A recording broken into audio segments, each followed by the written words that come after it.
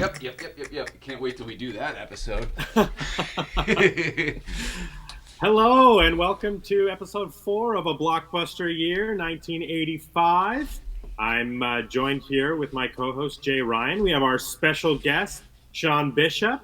Yeah. And tonight we are covering the one film in this very famous, very popular franchise that coincides with 1985. That is National Lampoon's European Vacation. Let's pop in the tape.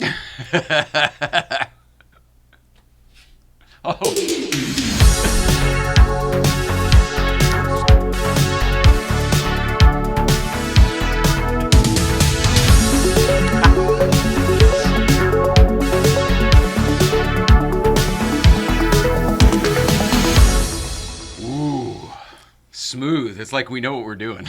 Yeah, episode Speak for 4. yourself. By the way, that's fall Brandon. into If you didn't place. say, up in Canada, and I'm Jay in Los Angeles, here with Sean in Los Angeles. Tis true. Did we do all that? I think so. Okay, good. Sort That's of, definitely kind of. Yeah, I'm excited to talk to you, Sean. We have never met. We've never talked. But I happen to own one of your vehicles, which I found out through hanging out with Jay in Astoria on our Goonies weekend. That's you own the Superior, don't you? I own the 59 Cadillac Superior that you had before you had your Miller Meteor, right? Oh, yes, you did. That's Yeah, amazing. so- I love that it ended up with you. That makes me so happy. Yeah, so I always refer to myself as the third Ghostbuster to own that Superior because it was you, and then it went to Brian, and then we bought it off of Brian a few years ago. That's amazing. That's so cool. I remember when that auction went up. It was so much fun to watch. Yeah, so it's up safe and sound and catching ghosts up here in Canada. How are you enjoying it? It's awesome. I love taking it out. It probably gets the most requests, and a couple of years ago, no, maybe, yeah, Look yeah, at that. that's great. That was the day Jay almost died. Yep. They almost killed me this day. Yep. Oh, We'll get It was it. the beginning of the day. It was the nighttime. I know. I had one job.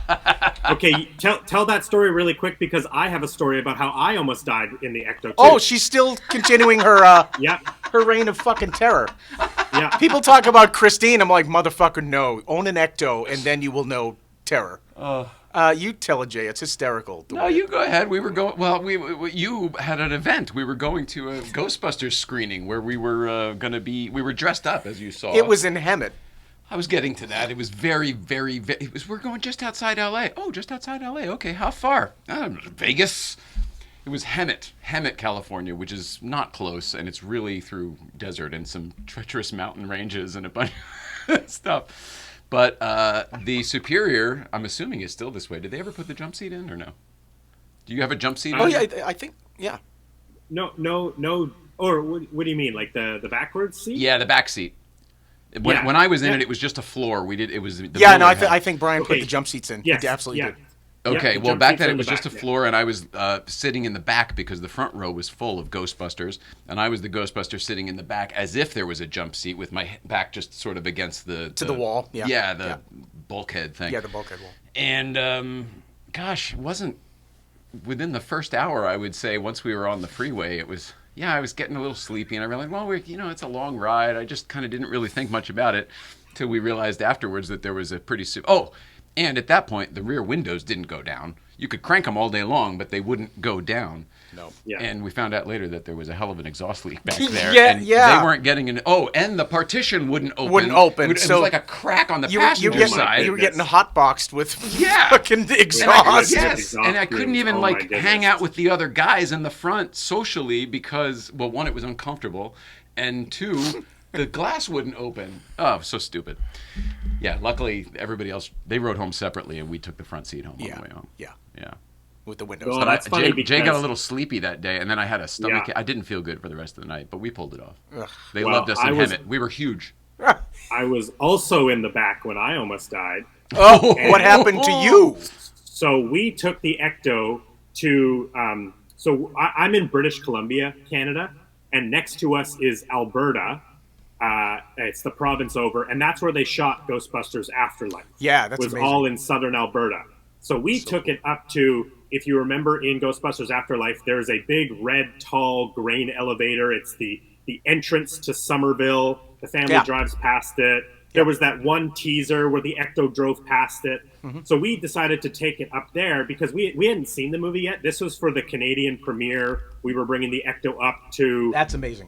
Be a part of the Empress Theater, that famous scene where Phoebe's on the gunner seat and she's chasing Muncher and she blasts that movie theater. Yeah. That whole street, that's the Empress Theater in Fort McLeod. And they had shut that whole street down for a big Ghostbusters party, and they were premiering the movie in the movie theater that was in the movie. So we took our Ecto up there, and the day before, we decided to go and try to find some filming locations that we had seen in the trailers and promotional footage. And so we knew about this grain elevator. Turns out it was also directly across the street from the entrance to the Shandor mines. Oh, mining, yeah. But we wanted to get some footage of I will say ours, as in including you in this, our Ecto, in front of... I love that. I like just spreading nerdery all over the globe. I turned a couple screws on that thing. Yeah. So we wanted to get a shot with the grain elevator, and we got a couple of it driving by, and then I thought, oh, you know what a cool shot would be? Is if I'm in the car, and we drive past it, and I shoot the grain elevator through the back window. As we pass it, so that the grain elevator gets smaller as we drive away. Cinematic. Well done. My dad is driving it. My sister's in the front seat, and I'm sitting in the jump seat in the back, shooting through the back window. And we get the shot, and then we go to turn around, and I didn't realize that the side door, wasn't fully closed. and it turns, and the door opens, and that thing, like, it rocks so much that all of a sudden there I am. There's no seatbelt on that jump seat, and I start to fall, and I'm clamoring to grab onto anything, and luckily I did not fall out of the car, and we were able to stop and close the door, but it was very scary. It was a close call. Wow. This is a story for another day, but I remember in the Miller, once that was done, the day it threw its carrier bearing and almost killed all 4 people in the car. There's that one. The back of the Miller. I used to have a cinder block that was in the back of the Miller just to put behind the tire in case I put it anywhere. And I actually picked up the cinder block and I started walking around to the windshield. My buddy Phil had to stop me. Because you were going to do I was going to absolutely... Could you imagine driving by and see 2 Ghostbusters fighting? No, I'll kill her. Yeah. I'll fucking kill... People go... Drive... I had the best luck with both of those cars. I just want to say you that. absolutely I really did. Really did. And you were the time bitch machines. whisperer. I mean, seriously, Maybe I didn't call them a bitch. Well, maybe I earned the right. No, I'll forever love that car. It really did try to kill me about 4 times. That was the second one I did. Yeah, it's a lot of fun. We really enjoy it up here. It's special. I'm so glad it is there with you, and it couldn't have gone to a better person. I mean, do you ever talk to Brian about it all, or is he just I chat with Brian every once in a while on Instagram, and when we first got the car, I was talking to Brian a lot about all of the electronics and stuff that they'd put into it. Since owning it, we've redone all of the internal electronics. Great. We have it so that it because we do a lot more shows. Yeah, oh yeah, yeah. We have it so you can just plug it into wall power, run the whole thing. Yeah. But yeah, it's a lot of fun. It's funny. I'll wrap it up with this. Brian comes off like that angry father bear in the Warner Brothers cartoons, but he's really the sweetest human on the planet. Yeah, and especially to people that he likes and he wants to help and stuff like that. He'll mail you whatever Ecto stuff he's got left over. Just be like, he can use it. I don't need it. You know what's funny? You say once that people are out, they're out. Yeah. I'm wearing Brian's flight suit. That's amazing. Wow. I've never upgraded my flight suit just because Brian's flight suit fit me really well. Yeah. And until I've needed to upgrade it, so I still wear Brian's flight suit. That's so funny. That's hilarious. Do you know Ecto Tech on the East Coast? Do I? Yeah. Are you aware of Ecto Tech? That's Kit. No. That he's Let's Run Some Red Lights. Ecto Tech is he's in Jersey. Oh. Well, Kit, anyway, he's got my Ghostbusters flight suit. That's amazing. Oh, okay. Well, that's 1984. We are not talking about I know, 1984. right? But we digress. Wait, it was my Ghostbusters 2 flight suit. But before we get into the movie, I do want to ask Jay, because Jay had quite a fun weekend celebrating 1985. Jay got to go to a special Pee-wee's Big Adventure Warner Brothers studio tour with a screening at the studio, and it looked awesome. I shared a couple photos on the Blockbuster Year Instagram. If anybody's not following Porsche Life 111, he was covering the whole thing in all his stories. You can watch an event recap. The Daily Woo, Adam the Woo was there. His video's out. Micah, what's his channel? World of Micah. World of Micah, yes. World of Micah's video is out. Yeah, so starting from the left, we got World of Micah, who I had never met before, and then you've got German in Venice, who I'd never met before, and then you've got 80s Life, I think, or 80s, something 80s. His name was Kurt. He's got a huge channel. Then you've got Sean Clark, Malfunction, who does a lot of horror movie things. He also reps talent for, if you see any talent at like a signing, he's repping them. Sean Clark is an absolute legend in the film locations, video. Nice. Sean does such great work with the film location videos. Some of his videos that he puts together end up as special features on Blu-ray re-releases. Oh, that's of amazing! Wow. It's incredible. Like, what a dream come true. It's Horror's Hallowed Ground, I believe, is the title of Sean's film location videos. But yeah, Sean Clark, I will tell you this: we talked legend. about one that he just did the other day at the Poltergeist house that is not out yet, but he showed us some footage. You are gonna frickin' flip. It's unbelievable. I can't wait for it to come out. But yeah, so it was amazing. We had a great time. It was at the Warner Brothers studio. Obviously, they called it the Hero Bike. I'm with you, Brandon. I think it's the one that was recently authenticated on that YouTube show. And the only reason I say that was the two fins on the little propeller white thing on the front fender there. There were only one red plexi fin on the light. Two. That's what I was looking. And the stand looks the same, except this stand is white, and his on that Cinema Relic show was still like, it was either steel or it was black. I can't remember, but they could have very well painted that for this. That video came that's out. true. And then I found out in the middle of all of this that a Porsche friend of mine, shout out to Jay, Porsche Punks Jay, Rockabilly Jay, he actually just restored one of the other Pee-wee bikes, the one that went to the Alamo. That's amazing. Yes, that one went up for auction, and the actual Alamo in Texas purchased a Pee-wee bike to put on display in their Alamo museum. God bless them for that attention to detail. I'll go one further. Apparently, they built a basement. I was just going to say, true. And by the way, not to A+ for the mounting and display of that thing. Yeah, it spins around. Yeah, and it was rotating. Oh, that's great. And I love the upward trajectory, like he's flying away. It's just just well like done. Like the poster, right? that. The I didn't poster, like it at he's jumping. They did the same thing at the Alamo, and it bugs the hell out of me. I saw the display at the Alamo today, and I go, "Oh, how disappointing!" But I'm sure you don't like it up on the angle. It looks like it makes the bike look fake, in my opinion. It's like on this theatrical promotional standee kind of thing that you go take an Instagram photo in front of. I guess I'm the only one who likes authenticity. As long as the fans like it. I like that it was spinning. That's what I actually really liked. Yeah. Not so much the angle. I like that it was rotating. Yeah. It's a very cool thing. Also, it's kind of dangerous. There's like a little bit of risk to it. Yeah, I agree with that. It was cool that it was spinning and you could get all the way around it. Like there was a line to take a picture with it, or you could just go up to it. It's really weird.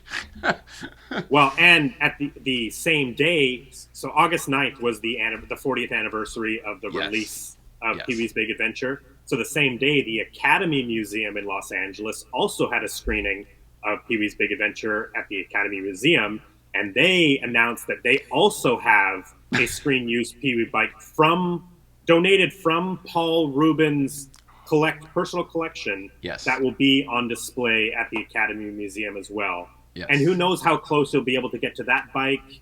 Will you only be able to see one side of it? So it's very cool and special that you got to just walk up to a screen-used Pee-wee bike and be able to see all 360 degrees of the bike. I took some very detailed photos and video for you, buddy, because I know that you replicate these things. That's amazing.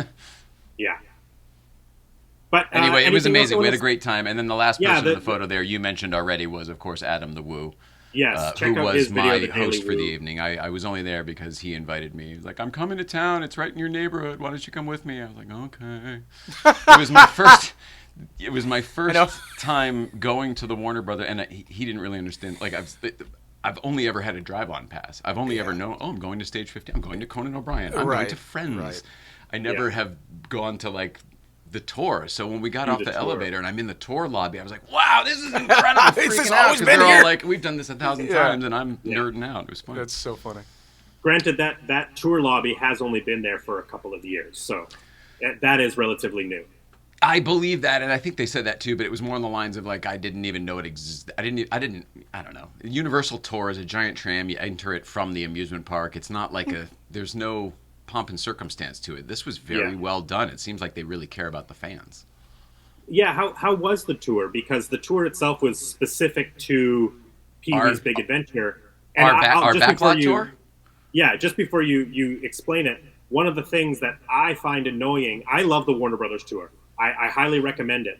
But they only focus on the most current stuff. And a lot of the current stuff I'm not really interested in. I'm sure there's lots of fans of the Gilmore Girls, but they focus a lot on the Gilmore Girls because it was shot on the Warner Brothers lot. Whereas when I do the tour, I have to say like, this is where they shot Pee-wee. Like I say it on the when I'm doing the tour, and then the tour guide goes, okay, this guy wants Pee-wee stuff, and then he or she starts pointing it out. As I've mentioned a number of times, this was my first time doing the Warner Brothers tour, but it was not what you describe. It was, it may have just been because it was sort of a special VIP thing, and then beyond that, we were on like the YouTube guy influencer vlogging tram, and they all knew it. Like everybody there knew Adam. Everybody knew German in Venice. Everybody knew, Sean Clark. They're walking around. They may as well be Brad Pitt. And me and some other guys who were less noticeable. Not only did they say, let us know if there's anything you want to see, and we'll try to hit that. This was obviously Pee-wee centric, so it was a lot of Pee-wee. But they, anytime somebody did say something, they would then, oh, you like that? Oh, well, if you like that, and then they would do the. So they are good at that. We saw a lot of. We saw a lot of stuff that was like, you mentioned Gilmore Girls. They took us through, and they mentioned Gilmore Girls and a few other things. And I said, well, when I was a kid, this was Dukes of Hazzard. And then the entire town was like, oh! And then he was like, that's right. It was also Dukes of Hazzard back in the day. And that happened a number of times. And then most specifically, there was an area that we apparently just weren't really supposed to go to. And you could see he weighed it back and forth of, do I disappoint the vloggers or do I break the rule? Adam the Woo, because the last time you and I saw him, Brandon, was up at Goonies weekend, he and I were both obviously interested in Goonies locations from the lot. Most specifically... Yes, I watched his video, yeah. You know what I'm going to say? Yes. Go ahead. You guys went past the opening shot of Data when he gets pulled into the barrel, and the police car goes past. Yes, because we found all those other locations up in Astoria when we were together, but that one with Data was shot on the back lot. So funny. With the cop cars going by and him falling in the bucket and everything. So they took us to where they shot that. I guess it's like the wood shop building or something. Yeah, I think it's the mill. It was the backside of the mill. Yeah. Yes. Yeah, and those water tanks are still there, I believe, right? Yeah, I mean everything. It still looks like a commercial area back there. That if you dressed it right, you would smell seafood. Yeah. Anyway, it was awesome. It was really a lot of fun. That's I was very lucky to be invited in to do the whole thing, and then we went to Bob's Big Boy afterwards with the same whole big group, and that was great too. That is great. And then we ran into Michael Rooker when we were leaving. What? I saw that. Yeah, which was hilarious. Did you hand him a chocolate-covered pretzel? No, he's Rowdy Burns for me more than Brandy Spenning's dad. Brandy Spenning. But the last time I saw them was when they did I've never seen an episode or even a frame of Walking Dead. It's not my jam. No. But they did a crossover with the Mythbusters a bunch of years ago. And when we were up there celebrating that, I've got tons of pictures of him dancing with Nicole and stuff like that. So I was showing him, and he's like, wow, this is a long time ago. Oh, yeah. And so then he took a selfie for us He's that a really night. fun dude. Super he doesn't fun take guy. himself too seriously. He's really really great. And of course, Sean Clark knows him because he books him on shows and course he stuff. does. So, like, small world. Yeah. Welcome No, to it LA. sounded- Well, it looked like a super fun weekend. I was a little bit jealous I couldn't be there. I was celebrating my brother-in-law's birthday. You were So- invited, otherwise you could have come. Yes, if you I didn't was. have I that. was invited, and I really wanted to be there, but I'm glad that there was enough of our friends who are professional YouTubers, and so I can just watch it all and recap it. The funny thing was, it's not anything I'd ever would have done on my own, and I had a great night. It was one of those like Jim Carrey yes man situations. Yes. Yeah. Well, and to top it Yes. off, you got to watch the movie with a theater full of the That's biggest amazing. Pee Wee fans. It's just amazing. Like that's where you want to see movies like that, is with Yeah. people who are there and love the media so much, and they're reacting to everything. I really thought like maybe because I didn't think that was the part I thought I didn't want to do. I was like, I've seen the movie. I'm not a big theater guy. The whole thing. Not with and this audience, It you was haven't. no, it was so great. It was first of all, it's the freaking Warner Brothers Theater on the lot. Yeah. Which, in the location of the theater is right where the Twisted Sister music video portion where the That's boat right. hits the Cadillac. You're gonna burn in hell. Yeah, exactly. So that's right where it happened. That's right where the theater was. That's right where our cocktail hour and the everything was right on that street where that happened, Brownstone Street. No, you're glad you said yes. But then the actual screening part. So the theater was lovely, and then you're right. There were 500 super fans. Half of them, it was like going to Rocky Horror. Half of them are dressed in the outfits and stuff. And thank God nobody threw anything. But it was I don't know. It was a different experience. I also had never seen it in the theater. Yeah, I had 'cause- never yeah. seen it in the theater. Cable I think, Kids. I For think Cable it Kids. was on HBO. I probably taped it off of HBO Yep, and then bought it absolutely. in every medium after that. Yep. Yeah. So yeah, Brendan, it was really cool, and I see why it's one of your favorite movies. I've always liked it, but as an adult, I actually think it's a better movie than I thought it was when I was a kid. Like some cartoons, I think Yep. there's more there Yeah. Oh, than you God, yeah. realize. Oh, yeah. Oh, Paul yeah. Rubens was so deep. I don't even know when we get to talking about Pee Wee. I don't even know how I'm gonna be able to like talk about it in like a heightened way. It's just gonna be like, it's the best. I'm sorry, it's the funniest. I don't know how to explain it to people. It's the greatest movie. It's one of the best comedies ever made. We thought it'd be the longest podcast. Turns out it's the shortest. Yeah, yeah. It's good. Okay, good night. Yeah. Well, I mean, contrary to popular belief, this is not the Pee Wee Herman episode of this No. Right. Blockbuster No. Year. Nor Ghostbusters.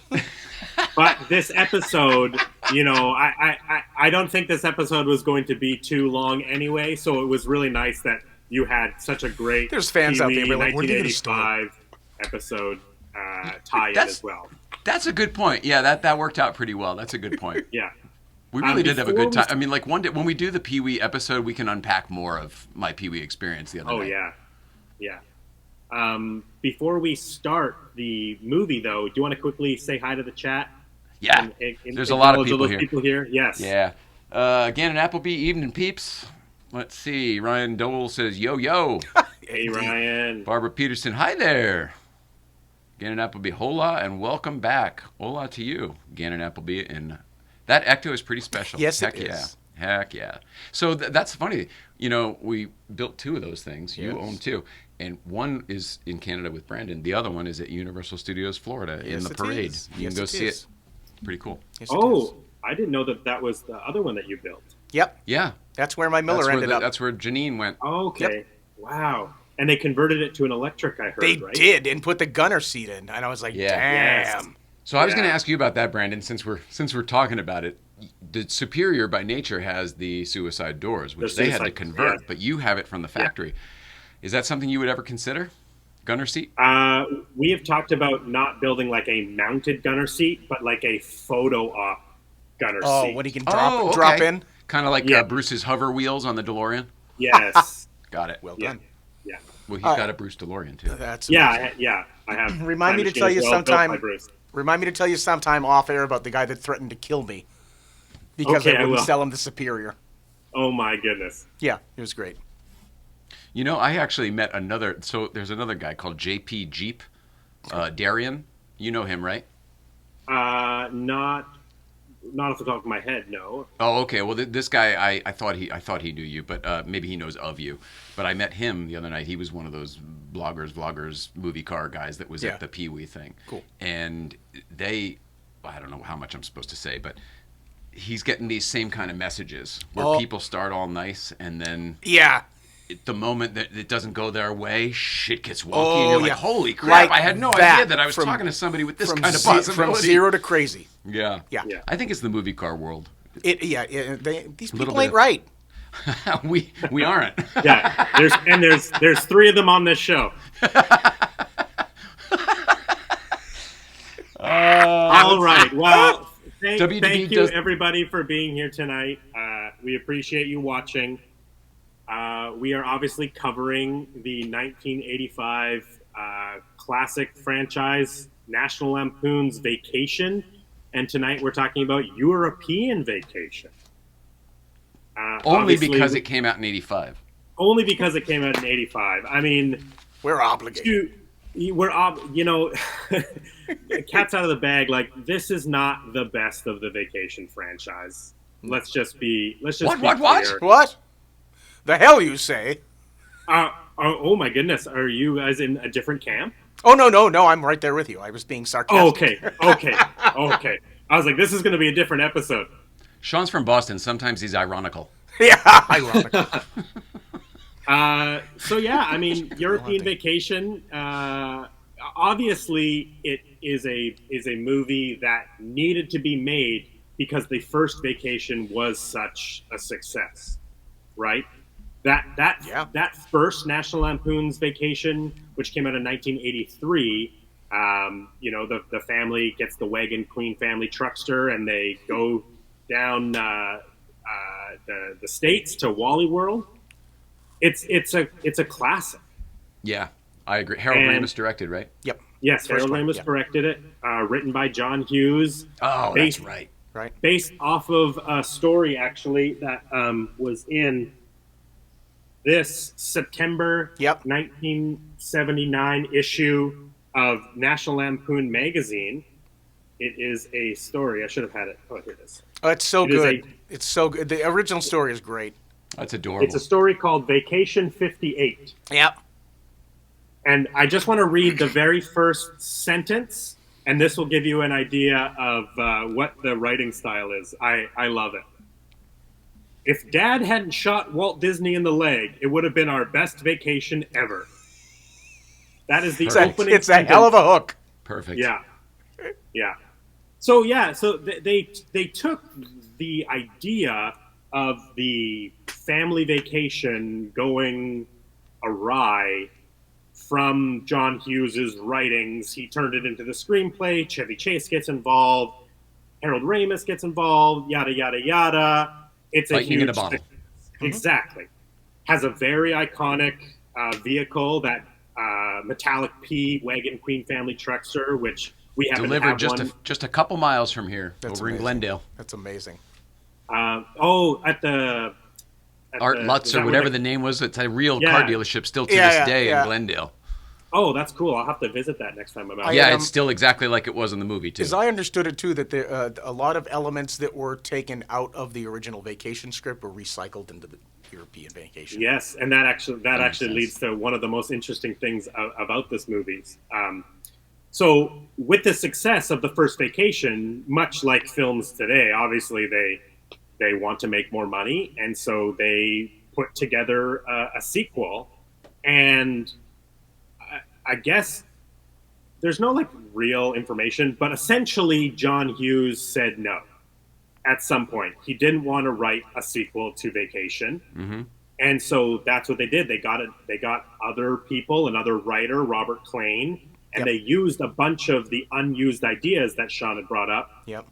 and put them into a new screenplay and decided to take the family to Europe. One of the Now, what was interesting Hughes things, working on at the time that remember- he didn't want to do it? Remember when there was an Anchorman B cut and it was like all these outtakes from the first movie Oh, and they put yeah. out this It's a other whole different Anchorman and a movie. half thing Yeah, yeah, and it was yeah. like, well, yeah, that's why you don't do that. Yeah. That's what this felt like to me. Yeah. But go on. Well, I lost my train of I'm thought. sorry, Sorry. Brandon. We're the tangential No. duo over here.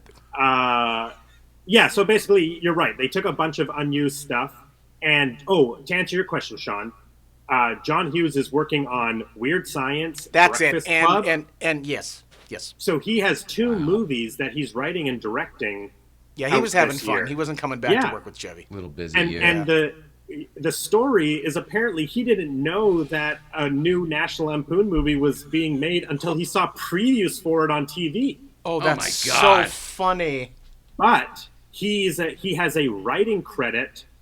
His actual credit is I should actually one of the cool things I have here, which I showed on our Instagram, is I have an original press kit from European. Oh, that's cool. Wow. So this is I collect a lot of these press kits. These are sent out to people in the industry when a movie is coming out, and it has a bunch of photos that can be used for advertising. You can. Oh yeah, the lobby cards. Those are great. Yes, and then it also has Poor Ellen. It also has all of this information, pages. Whoa, look at and that type. pages of information, all typed out. So they like always studio memos. include. Where is it here? I just disorganized it. I just disorganized this? Unorganized it. I lost my first page here. I just wanted to get the official credit for John Hughes. Where did it go? At the very back, of course. And So they always introducing John Hughes. Yeah. They always include this page here. Make me big again. And this just has all the credits on it. Oh yeah. So okay. John Hughes' official credit is screenplay by John Hughes and Robert Klein, story by John Hughes. Yeah, that makes sense. And that's because the WGA, the Writers Guild of America, basically told them they had to put John Hughes' name on this because they were reusing. Yeah, all it's of his source his material. concept Characters ideas. created Yes, by, yes. it's, yeah. Yeah, and that's the real reason he's connected to this movie. Oh, of course, yeah. Makes And sense. I really think that his lack of connection to this movie in reality really, really shows. I didn't, because- I didn't realize we were all going to shit on it. I thought I was going to be the only one. This Oh, is really? Yeah, this is No. great. It's literally not only my least favorite vacation movie, my least pair of siblings. I can't stand those Griswold kids in this movie. And I feel bad because Dana Hill is a good comedic performer. Yes, daughter. I agree. But I think she was misused. Totally. I think they made her just a consistent fat joke through the whole Yep. show. Pining mm, after a boyfriend. I'm thinking to myself, Amy Heckerling, you should know better than that. Well, you bring Yeah, up an well, interesting I mean, point. Let me know when let's- we're talking about Amy Heckerling. Sure. No, we can Well, go over I think Well, he's we'll got talk about Amy Heckerling now because We're winging so it. He's got Amy an agenda. Heckerling, Amy Heckerling, most people probably know her name. Maybe I don't know actually, but they She's definitely done know some her big movies. movies, but I don't like any of them. Yes. Fast that Times is a huge one. Fast Time. Fast Times. So So, Fast my Times- argument with Amy Heckerling's movies is they're all misdirects. They all seem like they're going to be one thing, but they're all something else. Fast Times seems like it's going to be this fun high school movie. Oh, no, yeah. no, Nah. we're going to deal with some heavy It's a shit. slog. Yeah. So, Yeah, so and she Clueless is famously not directed. dissimilar, even though our friend Sam, who just passed away, was in In it. Clueless. He's one of the skate boys. But you know what's interesting to the Heckerling point? She treats the subject matter so beautifully in Fast Times of Yeah. the female struggle, Yep. and then turns Audrey into a fucking punchline. Wow. Yeah. That's a good point. And that's so. That's a Amy, beautiful so point, Amy actually. Heckerling directed Fast Times at Ridgemont High. It did very, very well. Obviously, everybody knows Sean Penn from that film. Then she goes on to do Johnny Dangerously with Michael Keaton, and it is. Whoops-a-daisy. I have not. I have only Milk seen was a it one bad time. choice. Yeah, I want to love it so much. I mean, it opens up 'Cause- with a Weird 'cause Al Keaton. song. Yeah. The credits is a Weird Al song. Michael Keaton's awesome, but it's not a great movie. And Amy Heckerling knew that while she was making it and while she was testing the movie, and she got offered European Vacation and took it because Yeah. she didn't think that she would lined ever up get her next another job. chance Yep, Yeah, that because is of a how good bad move. Johnny Dangerfield Good was going to move. do. Now I like her. Yeah, the interesting thing about Amy Heckerling choosing to do a vacation sequel is, did you know that Amy Heckerling and Harold Ramis had an affair, and I did not. they had a child together through that affair? No. No, Yes. and I'm really good friends with Harold Ramis's family, so I didn't know any of Oh this. my goodness. Yes, this is all public. This is all public knowledge. Harold at Ramis, this point. just so you know, Brandon, because it'll probably come up again. Harold Ramis married a very good friend of mine's wife. So, Oh, wow. like, you know, the kids, the niece and nephew, like Yeah. they're all people I'm aware of. You know, I don't know what to Yeah. say. I had Yeah, no I mean, idea. This has never come up. This information is so public. Did you know that Look Who's Talking is based off of that story of Wow. Amy What? Heckerling? And Oh, so, Hecker. Oh, Makes perfect sense, but Yes. no, I didn't know Yes. that. shit. yes. So, So I was today years like, old. So that's the answer to the trivia question. When did John Travolta play Harold Ramis? It's not John Travolta. It's Kirstie Alley's boss.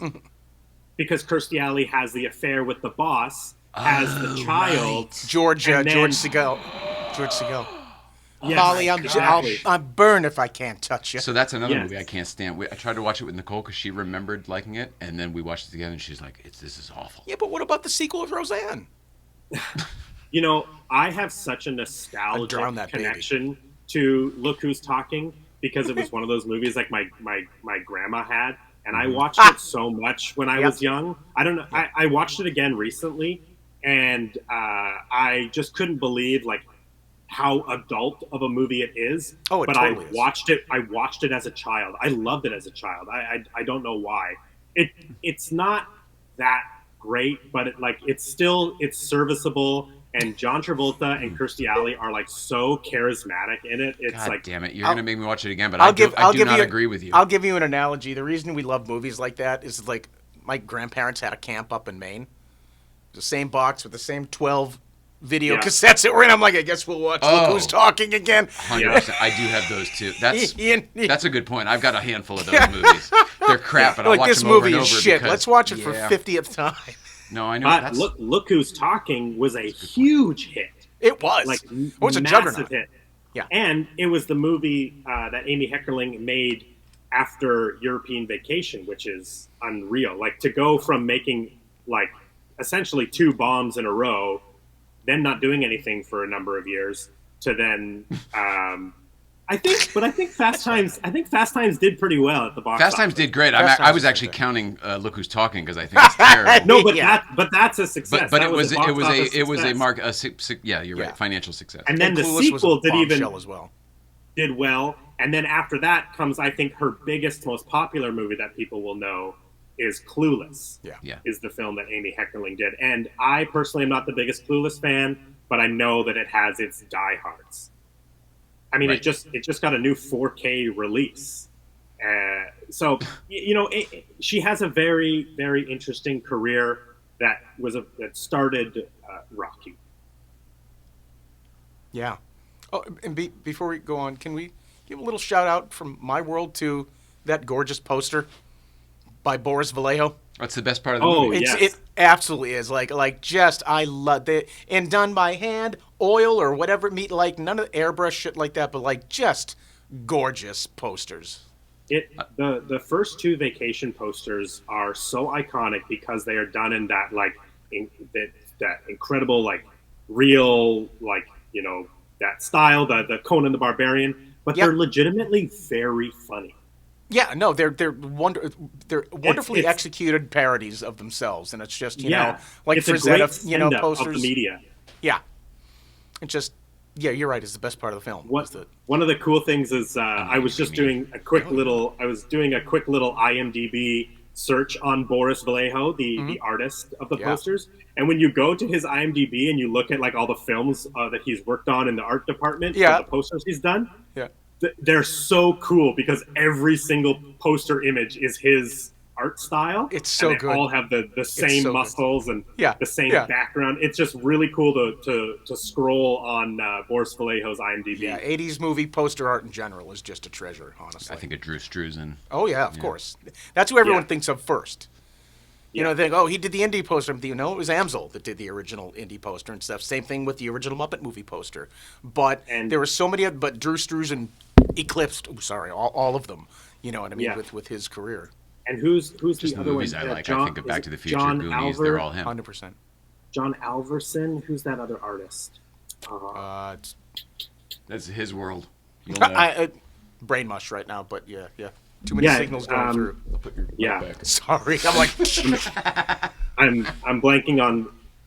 He did like the famous E.T. Star poster. oh, The thing yes. Yeah. What is his name? I'm blanking forget. on that. Yeah, Larry. I mean, incredible Jim. poster.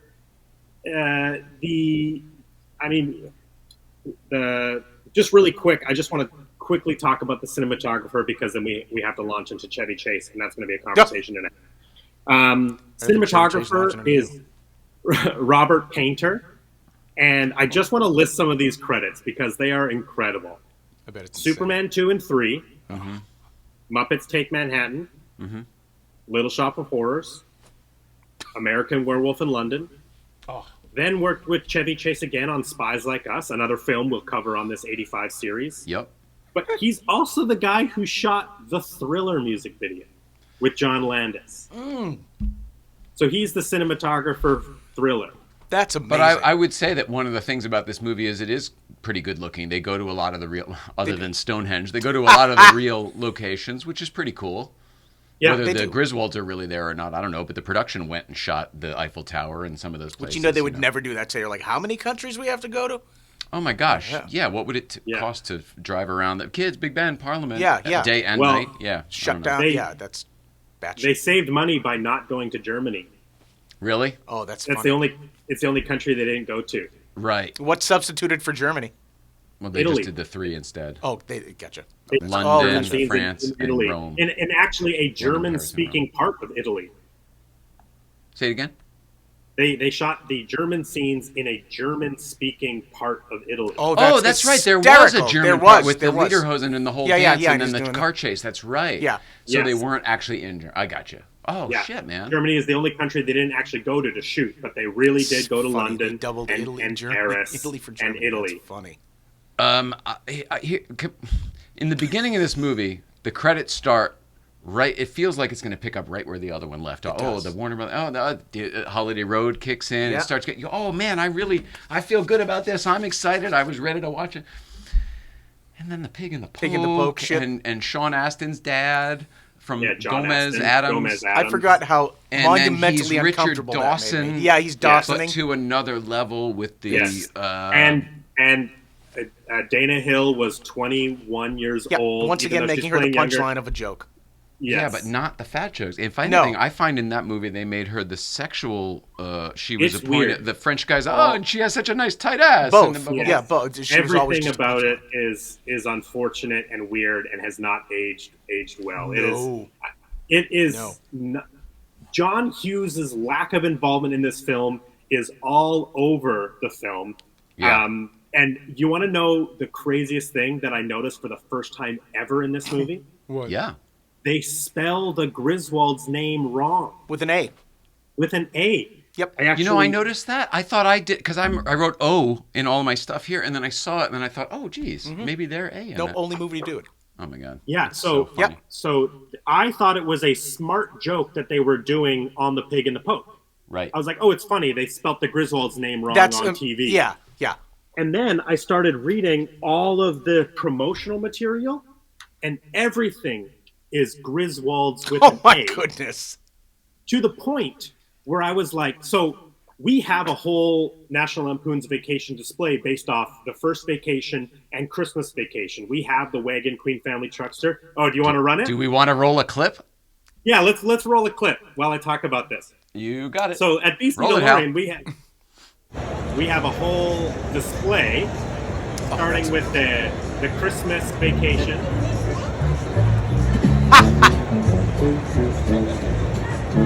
Merry Christmas, Clark.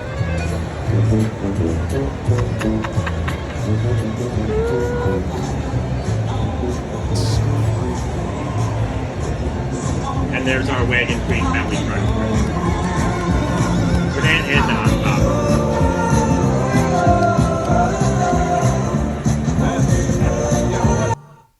I like that you have the distinctive music for each. It's great. Yeah, Yeah. based on the scene. Very That cool. stupid tuba.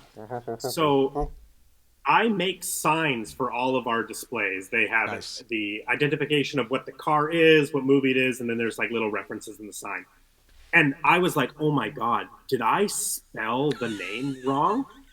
That's funny. I was like, I could have swore it was Griswolds with an O. So I went back and I had to double check. And I sent you another photo, Jay, that credit sequence photo with the family.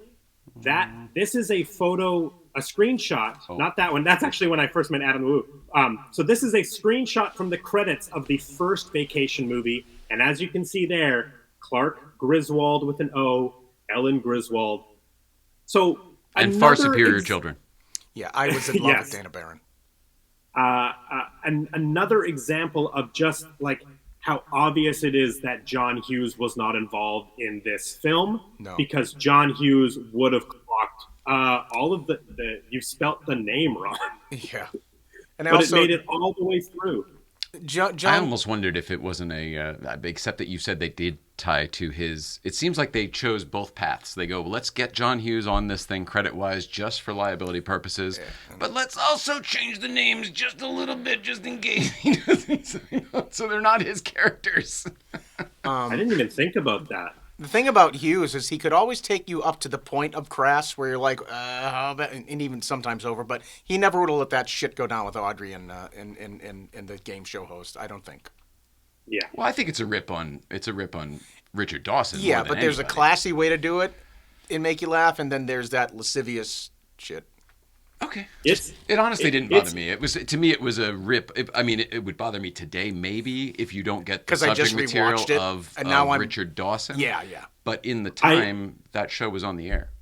I did have to look up how old how old Dana Hill was when she shot the movie. Oh yeah. And the weird thing is that like she was an actress who was small. That was kind of what made her special. She could play much younger than she actually was. But I did have to look it up because it did make. I was like, oh man, it's so uncomfortable.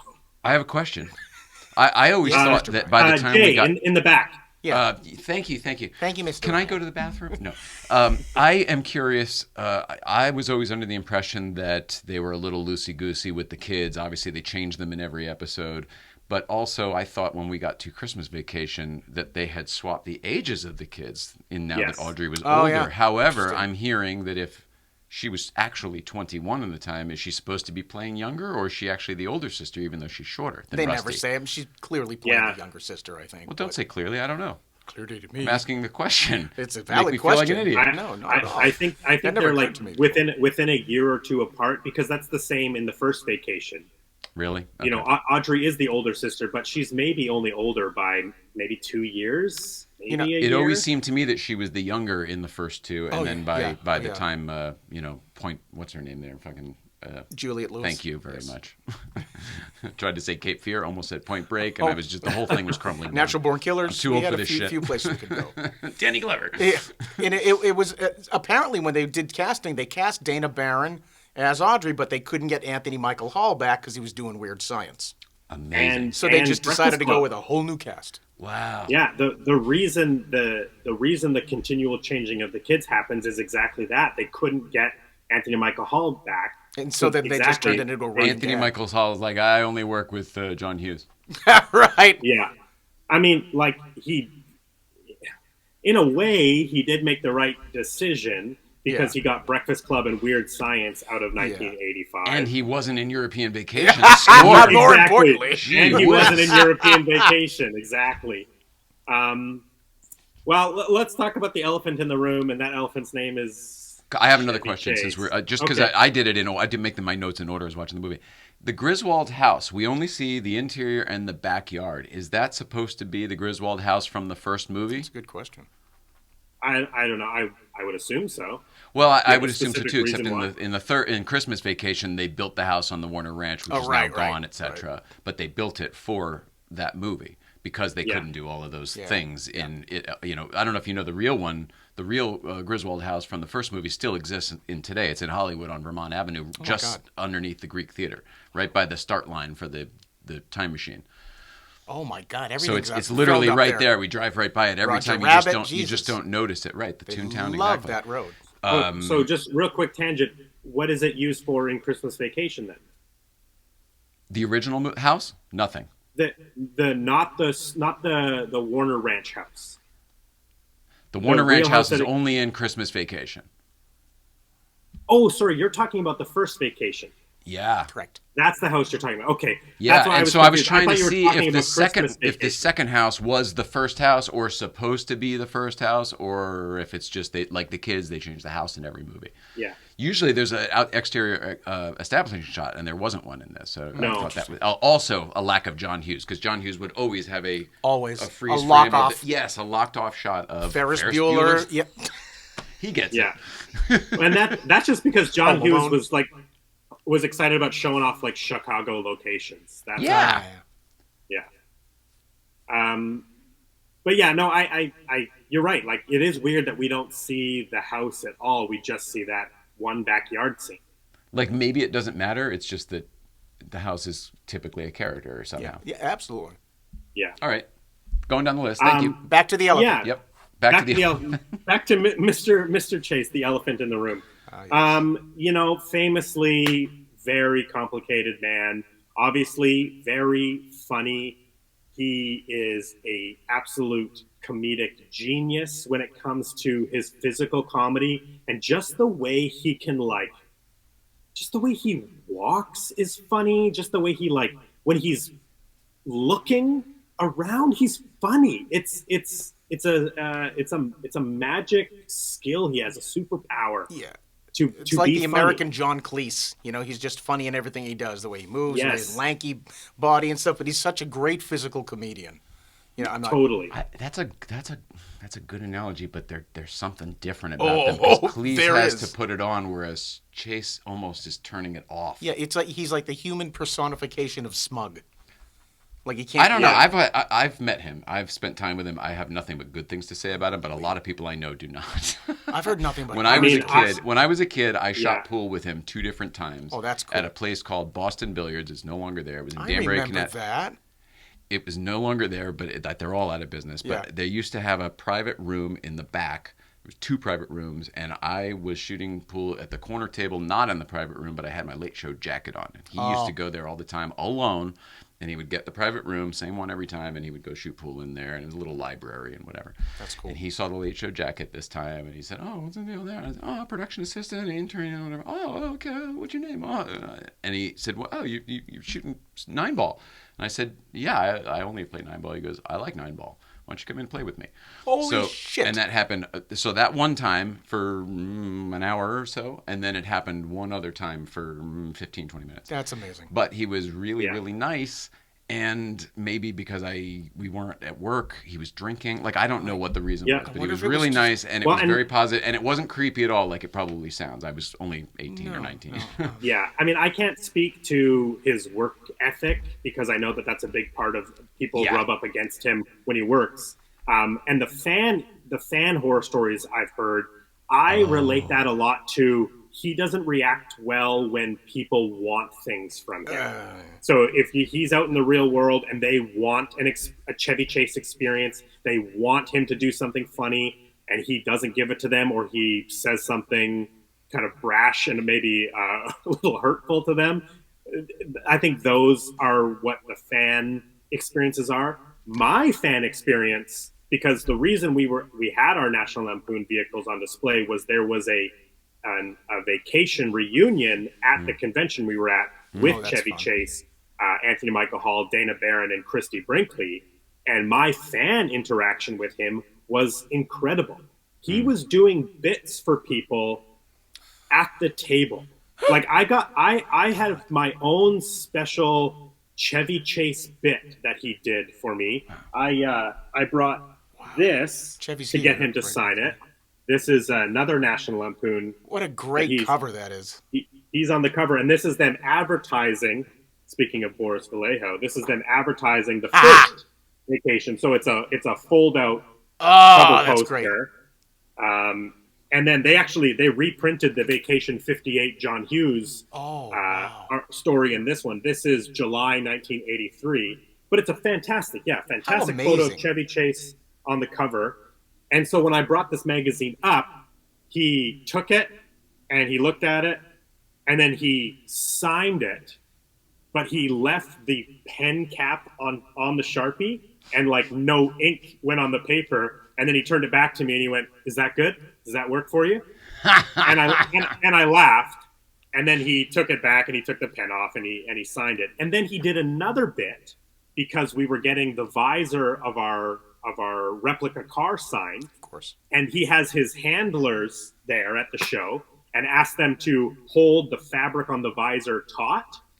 And then he takes the Sharpie and he starts doing his signature on his advisor or on the hand of his helper. Awesome. And it was classic so funny. Chevy Chase. Yes, he was just doing bits. So I think if he's prepared to be public be on, you probably get a decent version. You know, I mean, like I ran into him in public. He approached me. It wasn't one of those, like you said, where you're coming at him.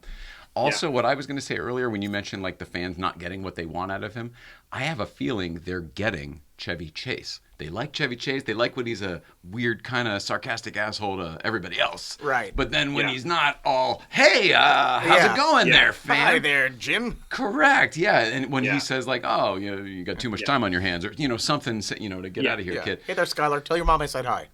Shit like that. It's like, that's funny. You know what? Yeah. I have a question again. Was it the same Queen from The Naked Gun? It looks like it is the same Queen. It is? I wrote her name down. Jeanette Charles. She unfortunately did just pass away last year. But she is Queen Elizabeth throughout so many films.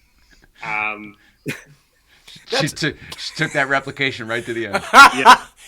That's a niche job to have, man. I'll tell you that. And it's just the way she looks, right? Yeah. It's purely based, and she was the best one, by the way. The Charles and the Diane didn't really look like them, but the Queen really always did. Yeah. They were so close. The Charles and the Diane are like so close. There's just little things. But yeah, she is the same Queen from The Naked Gun. Awesome. And she's in Austin Powers. It's the same Queen. Oh, I forgot about that one. Her entire career is essentially Queen Elizabeth.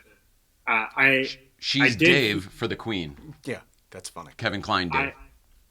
I did hear a story about she turned down a huge amount of money to do like nude photos. I was going to say Queen yeah. porn. Yes. Fuck me. It's royal porn, please. Yeah.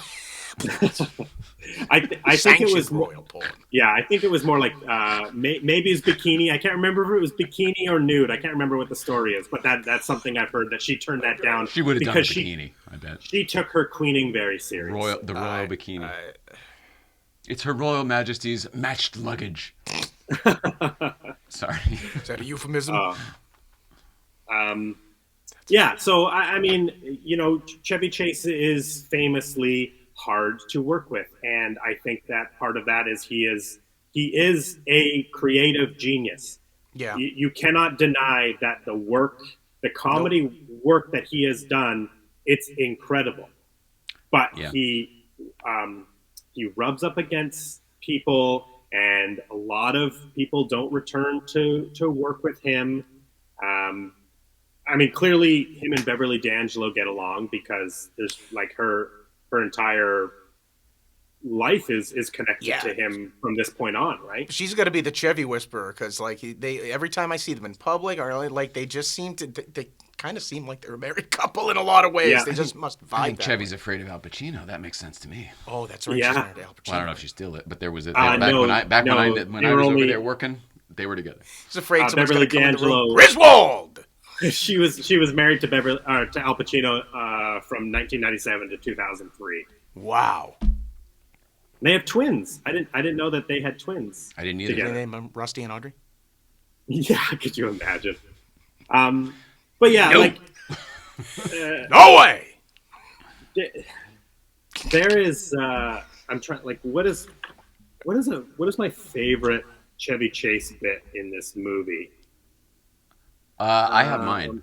I know there was one thing that I thought was very, very funny, and I don't know why I thought it was funny. It was unexpected. Yeah, The scene with the hallway and the bed and breakfast where he ends up in the bed with no, yeah, no, and the lady won't let go. If you could just Yeah. unclamp your legs from my leg, that Yeah. no.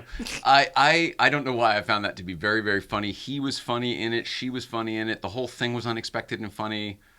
Every time he tumbled off a bed or collapsed into one, I laughed. I felt like a Yeah. lot of those little things. Oh, the bathtub. We saw that coming. Oh, Yeah, all the yeah. doors. We saw that coming. This one surprised me, and it was good. And I that love- lady I- was funny too. Doesn't he open I the love, one door? with- Oh, sorry. I was just saying with the Polaroid when he like takes the picture of the they're flipping Polaroid out. and then it flies out and he goes to grab it. Yeah.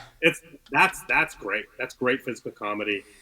I'd be interested to see alternate takes of those scenes and how many other different bits of business he did in them. Yeah. You know, I've always loved his delivery, and I guess it's not really his joke, but when he's on the plane and when he asks for the can of Coke. would you like it in the can? No, I'll have it right here. I'll have it right here. Yeah. That's So that's an subtle. Like that. That's just Chevy, right? That's just Yeah. how that guy is. Seems like it. and Yeah. and that's Clark Griswold to me, right? Like he's kind of dumb Yes. because Very Chevy dumb. Chase like Fletch is a different type of Chevy dumb? Chase character, yeah. Yeah. But it's He's it's cunning different. dumb. Fletch is not dumb at all. Yes. Actually, he fakes dumb to get Yeah, away I with think- To get away things. with shit. Yeah, I think so. Yeah, I think he's much smarter. befuddled. in Yeah. Fletch. Whereas Clark Griswold is like just kind of like he's a dumb dad. But a Who means genius his with food best. additives. Yeah. Yes, exactly. Any other Chevy Chase bits stand out to you? There was one that bothers me, and it's only because I don't think it makes any sense. And it's when they first arrive to the London hotel, and he has all those poster tubes. Yep. Eh, What was that for? Right? Why does he have all those? Like that just seems like a weird visual bit to do, like hitting the cab driver guy, and then you never see those poster tubes ever again. Whenever they dip out of the story. whenever you see their luggage, or even when they get that Citron later and it gets stuck and the luggage falls off, like there's no poster tubes anymore. It was strictly for that cabbie bit. I'm glad you brought up the Citroen because there were some very cool cars that would be valuable and collectible now. Really were. Of all the varieties, British, Italian, Yeah. French. Yeah. The first one they get is that it's an Austin. Is that what the yellow Maxi one or is in something? Austin?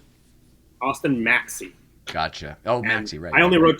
wrote down the Austin Maxi and then the Citron, the orange Citron. I didn't When clock they were any in other. Rome, it was an Alpha, I think. Oh, now from It Oh, was that- something that Italian. makes Yeah, I sense. can't remember what it was. Something Italian. Lancia, maybe. Yeah, that- something and then the Italian. Volkswagen and the fountain. Yeah. Right. Yeah. And then the other thing about the doorways, like there was a few parts of this, and maybe just because of the European, but the way it was directed, they were clearly going farce with it. All the doors, all the misunderstandings. Yep. It was very Yeah. farcy, which is not really the Griswolds thing. Stop me if I'm jumping ahead, but this was a point that I had too. That is many sort of tonally inconsistent through the entire film. Fully agree. But by the time they get to that Act 3 chase, it's starting to feel farcy, like it's a mad world. It feels Yeah. like a different movie. Yeah, it lost me at that point. After Yeah. the videotape comes out and Clark and It just You but know, I'm like, The yeah, interesting thing is that the movie is kind of like this like weird like sketch anthology right up until Rome, and then all of a sudden it like smacks you in the face with plot. yeah, like and all like a this pink, hilarious. like a Pink Well Panther, said. Pink Panther movie, like Clouseau. Yeah, it's like- yeah. You're like out of nowhere. You're like, oh my god, okay, Right, now like, I have the to fuck follow is these this? characters. What's this story? Oh, right now he's, like it just maybe if they were able to mix that throughout the movie through the different countries, maybe it wouldn't seem as weird. But Yeah. whenever I get to that part where they go to get the traveler's checks. Yeah. And there's the French actor. I'm always like, okay, here comes the plotty part of the. Yeah. The You movie. nailed it with saying that it felt more like sketchy. Yeah. From the pig in the poke all the way through the German chase. What and do they the call that? fucking Episodic? knocking the Stonehenge down. All of them, it was just one big Saturday Night Live. Oh, this sketch, Yeah. that sketch. Yeah. And then at the end, you're right. They're like, well, we're going to wrap up the movie now. Yeah, we need Everyone go home. Yeah. Well, no, I mean, like Ellen- they throw it like, oh, it's just good. We didn't get to this stuff, so we'll throw it all in here before you leave. Yeah. There's several films you watch like that and you go, oh, they were done. And somebody just said, you know what? They were done before they started. Yeah, This one got made a year too early. They should have shelved it a year till what's his face was available. Yeah. Hard miss. Well, but John, Yeah, farce. you mean John farce. Hughes or Anthony Michael Hall? What's that? Oh, yeah, that's good. Maybe both. Shelving it for a year. Do you think John Hughes should have? I mean, I think John. In my Hughes should mind, have I meant played Hall. John Hughes. Yeah, but but- you're right. I forgot Yeah. about Anthony Yeah. Michael Hall. And I meant John But- Hughes but- to have less things on his plate so he could think about saying yes to writing another vacation movie. Well, and it clearly was so embarrassing for John Hughes that he was like, I have to come back to write Christmas Vacation. Yeah. And in my mind, Christmas Vacation is my favorite one. Mine too. It's the first one I ever saw, Yep. so it's what made me fall in love with the franchise. Yep. I didn't see Vacation until Nicole, like maybe less than 10 years ago. And we Yeah. both were like, this is amazing. There's so many things that we thought were first-timers or callbacks from the other thing. And then I grew up with this one on cable and stuff. I never liked it, so I never watched it. It's funny. I mean, Yeah. today may be my first time all the way through. Now, isn't Christmas Vacation What? based on another short story? It was like Christmas 78 or something Yes. like that? There yeah. you go. Yes, Yeah. exactly. Another John Hughes National Lampoon. Yeah, that's why it's structurally perfect, magazine. pretty much. Yes. I don't have that one in my collection. I haven't been able to find that issue. Goals. I'm still looking for it. And you know, what I like about Christmas Vacation, I should say, is I'm almost positive that must have been the first one that I saw as well. But it just feels a little bit more like relatable. Like I know everybody goes on road trips, but there's just something about like the pressure of the holidays, the stress of family visiting, the the money involved in Christmas and holidays that always I think just resonated with me a little bit more than road tripping in the car with my family to an amusement park or going to Europe, right? No, you're right. Not every family of this generation has done the cross-country U.S. trip. That was the American That was a dream rite a of few passage. years ago. Yeah, yes. and But for us, we've all had people visiting or visiting other 100%. people, relatives. Yeah, 100%. that's a very good point, Brandon. Yeah, He's so yeah. astute. Everyone's had a relative Yes. use their room, right? Right. Have to share a bed with somebody they don't want to share a bed with. Right. You know, we're it's- all making sacrifices. You know what's funny Yeah. too is you know, you point out similarities and everything like that, but I watching it again, I thought that in a way they turned the Griswolds into Uncle Eddie's family. They're just going around mooching off their relatives, showing up kind of unannounced. Hey, remember this is Alan from the letter? Yeah, and they're You mean except 16 Yeah. versus 6? yeah. Yeah, Yeah, I didn't It- think but- of them as mooching, but I do know what you mean. Well, They are do a little, feel are a the bit Griswolds more dumber in buffoon. this movie? Is that They why they absolutely totally seem fucking dumb. And that's what I was just going to say. They feel much more like buffoons. Yep. seem? Yeah, so You maybe know, you're right. And And maybe but if they had they- leaned into that as a plot point, that could have really been funny. Like different horrible family situation. Like let's just get the fuck home. Yeah. But they just went all over the map. So you bringing that up makes me realize that they weren't in the movie, and then the only way to have them, like they're not going to show up in Europe, Nope. right? No. The No. Randy Quaid family. No. And it's the So only there's one that he doesn't literally show no up in. way to work them in unless there's like a phone call or something Or like they that. see and him then in a it's just bar or too some much. shit. It's just not. It's not. There's Yeah, no reason for him to be there. I So can it's like imagine maybe they Rob, need a little Eddie energy to the Griswolds. I can but they didn't go imagine far Robert enough. Klein- I can imagine Robert Klein like racking his brain. How do we get cousin Eddie to France? How do we get him there? Rome. There's no way that man is going to fly on a plane. Although that could be really funny. Cousin So Eddie at the I think I airport? just figured it out. We did this. They did this wrong. Cousin Eddie, they did this wrong. Cousin Eddie's family should have won the game show That would have been amazing. and Clark's family should have gone on a trip. Do you know what I mean? Because the Griswolds are well off; they can pay for it. Funny. But Cousin Yeah. Eddie's family should have won it and Can you showed up. imagine an Eddie and And then there's some, something up. happens. All right. Yeah. Or Reboot that's in the how works. that's how Eddie pays Clark back for having to take Aunt Edna like as a thank you. And Clark can't deny a big fantasy trip to Europe because maybe Ellen is like, I want to go to Europe, but it's on Eddie's dime. Yeah, That'd be exactly. amazing. Yeah, and it's all of them together, like Kevin's family in Home Alone. Yes, exactly. Going to Europe on the brothers' dime. Yeah. Ironically, also written by John Hughes, which is funny. Salute to Eric Idle. Eric Idle's great in Oh this, my like God. he's great in Yeah. everything. Everything. I freaking adore him. To me, he is England's Gene the Wilder. best part.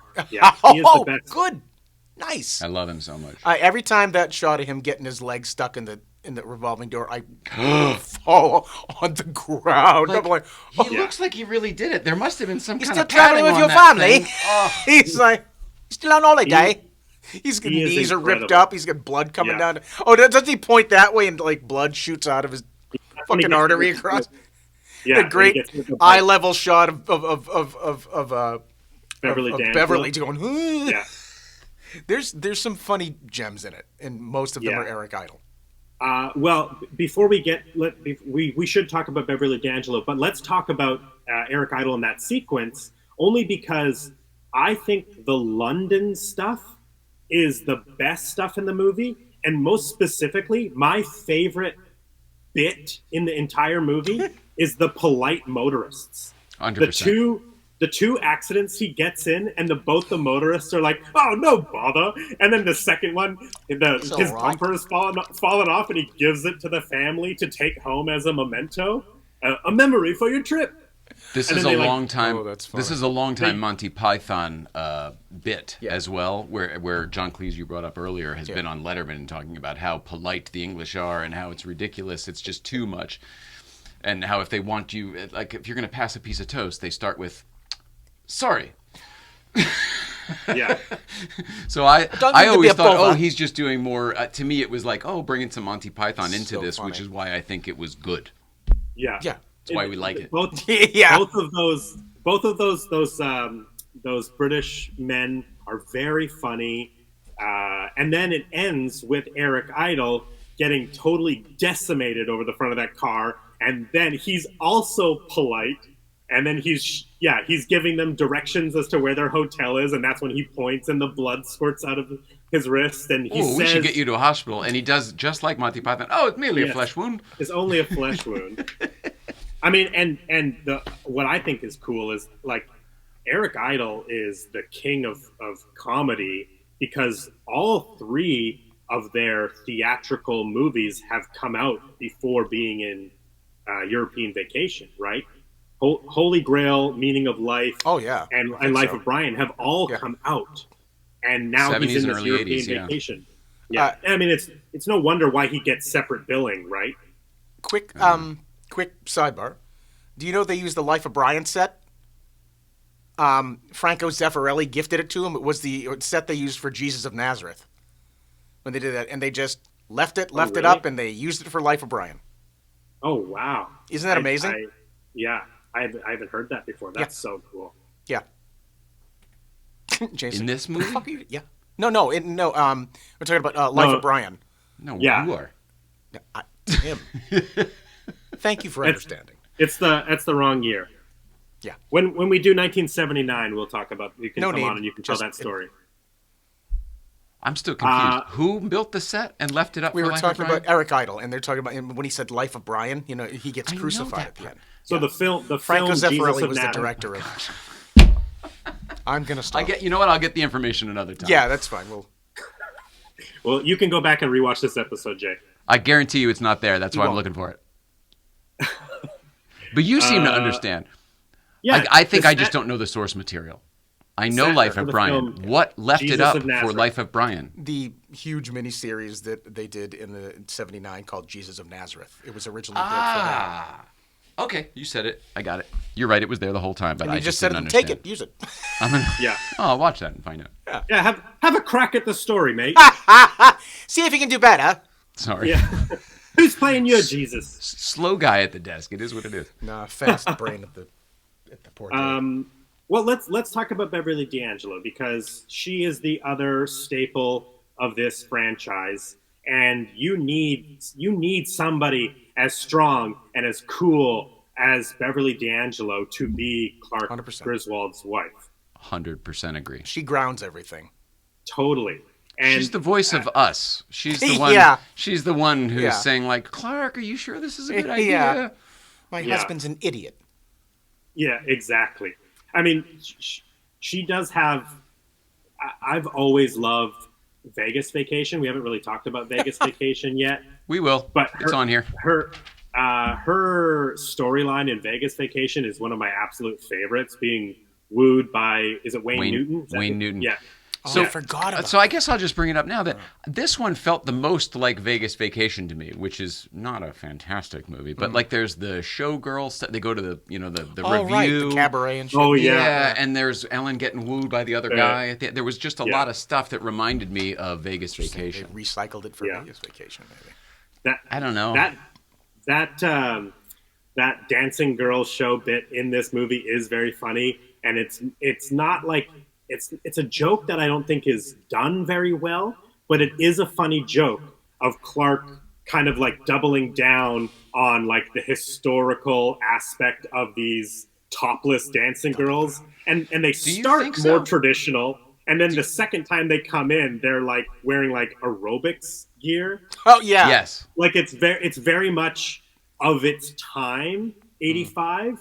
So I think that's But it's like the a joke. Japanese businessman's play. It's like the red light district in Tijuana or That's something. true. It's That not, also is that's a funny visual. Is that they're like the only couple sitting in amongst all of the smoking Japanese businessmen. Exactly. Yes, it's a funny visual. It is funny. Like they're in the most seedy club, and it's like, this is the history, Ellen. We have to watch this show. And But he's describing Moulin Rouge, and Right. we're And they've got... yes. Oh, my God. Um, And they're at the Itchy Kitty in... yeah. yeah, Itchy Kitty in Paris. But I mean, Beverly D'Angelo is fantastic in all four of the vacation movies. Yeah. Yeah. Um, Agreed. There is something. Is she in anything else? I know she's in I'm other sure movies. she is. But I only think of she's- her as Ellen Griswold. Yeah. I only think of her as Ellen Griswold too, but she's in Hair. Oh, I She forgot about is her. the Hair's original Hugh, yeah. movie. Yeah, that's Yes, true. and she also was with Milos Milos Forman. Forman? Oh, wow. Yes, the director of Hair. They were together at that time. What else do I have written down It's here? funny. I just had the Miner's daughter. Andy Kaufman movie on in the background today, and Milos did that Milos, one. yeah. That's Yes, a that's beautiful funny. piece of work. Man on the Moon, one of my absolute favorite So movies good. of all time. So good. Same, Yeah. same here. Same here. I don't know what it Yeah. is about it. It really, really gets me. I think Have the you seen story's the great, but I think documentary? his filmmaking in that movie is really exceptional. It is. It is. Have you And seen the the end. documentary Jim and Andy? Yes, of Yes. course. Oh my Yeah. gosh. Fuck. Unreal. Yeah. So good. I want to talk to Jim. Jim! Yeah. I can't take Can't take this anymore! Again, not 1985. Sorry, No, but Andy Kaufman was relative. He was in around 85, then, right? Was he dead already? He might have been dead already. I don't know when. I don't remember when he died. I feel like it was like 84, 85. I'll look it up. Could have been. Yeah, later. that's good. That's good information to have. But I think the craziest thing about Beverly D'Angelo 84. is that May 6th, she- 84. Oh, that's so. Wow. He never got to see European Vacation. Holy He shit. never Poor got guy. to. Oh, Andy Kaufman Good never thing it got to would've see killed him. European Vacation. This is comedy. Beverly D'Angelo famously was married to an Italian duke. Wow, she can pick them, huh? Fuck, this Yeah. girl is legend. Yeah, Hollywood royalty And- and actual. Royalty. I couldn't find out how long she was married to the Duke for, but she would What's a like duke for? For marrying I'm Beverly sorry. D'Angelo's. but she would like be in America, and then she would go over to Europe, and As and one so does. at the time she was married to the Duke at the time, so it was great for her because she was working all across Europe, and she got to be home with her Duke husband. You know what? God bless every moment of her blessed life. She deserves it. Yeah, Bless you. And yeah, Thank you. she does conventions now. She does appearances with Chevy Chase. She was not, unfortunately, at the convention that I was at, but I wanted to meet Beverly D'Angelo so bad. She There's seems also like such a very wonderful cool woman. visual with that couple. Like the casting is so cool. Personality-wise, they obviously align, and it's the yin and yang, which is so perfect. But also, there's this comic visual of this like 6'5" guy and this 5'1" lady. Like, there's just a neat. Yeah. And I'll tell you what, in Beverly D'Angelo is the She's probably 4'11", by the way. She's super yeah, short. seriously, but she's the absolute perfect example of the comedian duo is only as good as your straight man. Exactly. Abbott and Costello, Well said. Laurel, Yeah. like, and she sets him up to be a dipshit, and Yeah. he dipshits over the wall every time. That's a very good point. Yep. Well, after the pig and the poke, one of the first jokes is Clark putting the lighter fluid in the barbecue, and then Ellen comes out and she puts more lighter fluid, and then it lights up, which I don't think is like I don't think it's executed well. And it's a similar bit as to when they're turning the Christmas lights on and off and going around, which is When she flicks the switch. it's so funny. Because she figures it out. Yes, exactly. And then she married Al Pacino. And she's a legend. She doesn't do anything small, does she? No, Jesus. she does it all big. I used to do commercials with this PA in New York, and we worked on news radio together too. Dan Butler, I think was his name, but he used to be Pacino's assistant. So he took me one day. We were doing runs, and we had to go over the other side of the GW Bridge to Jersey, and he took me to their house when they were together. Yeah. This would have been like 98, 99. Mm-hmm. That's amazing. Yeah. They weren't home. He wasn't home. Did you not? Beverly Angelo was there, but I didn't get to see her. But I could hear her, kind of. I could hear somebody. Very funny. But I went to their house.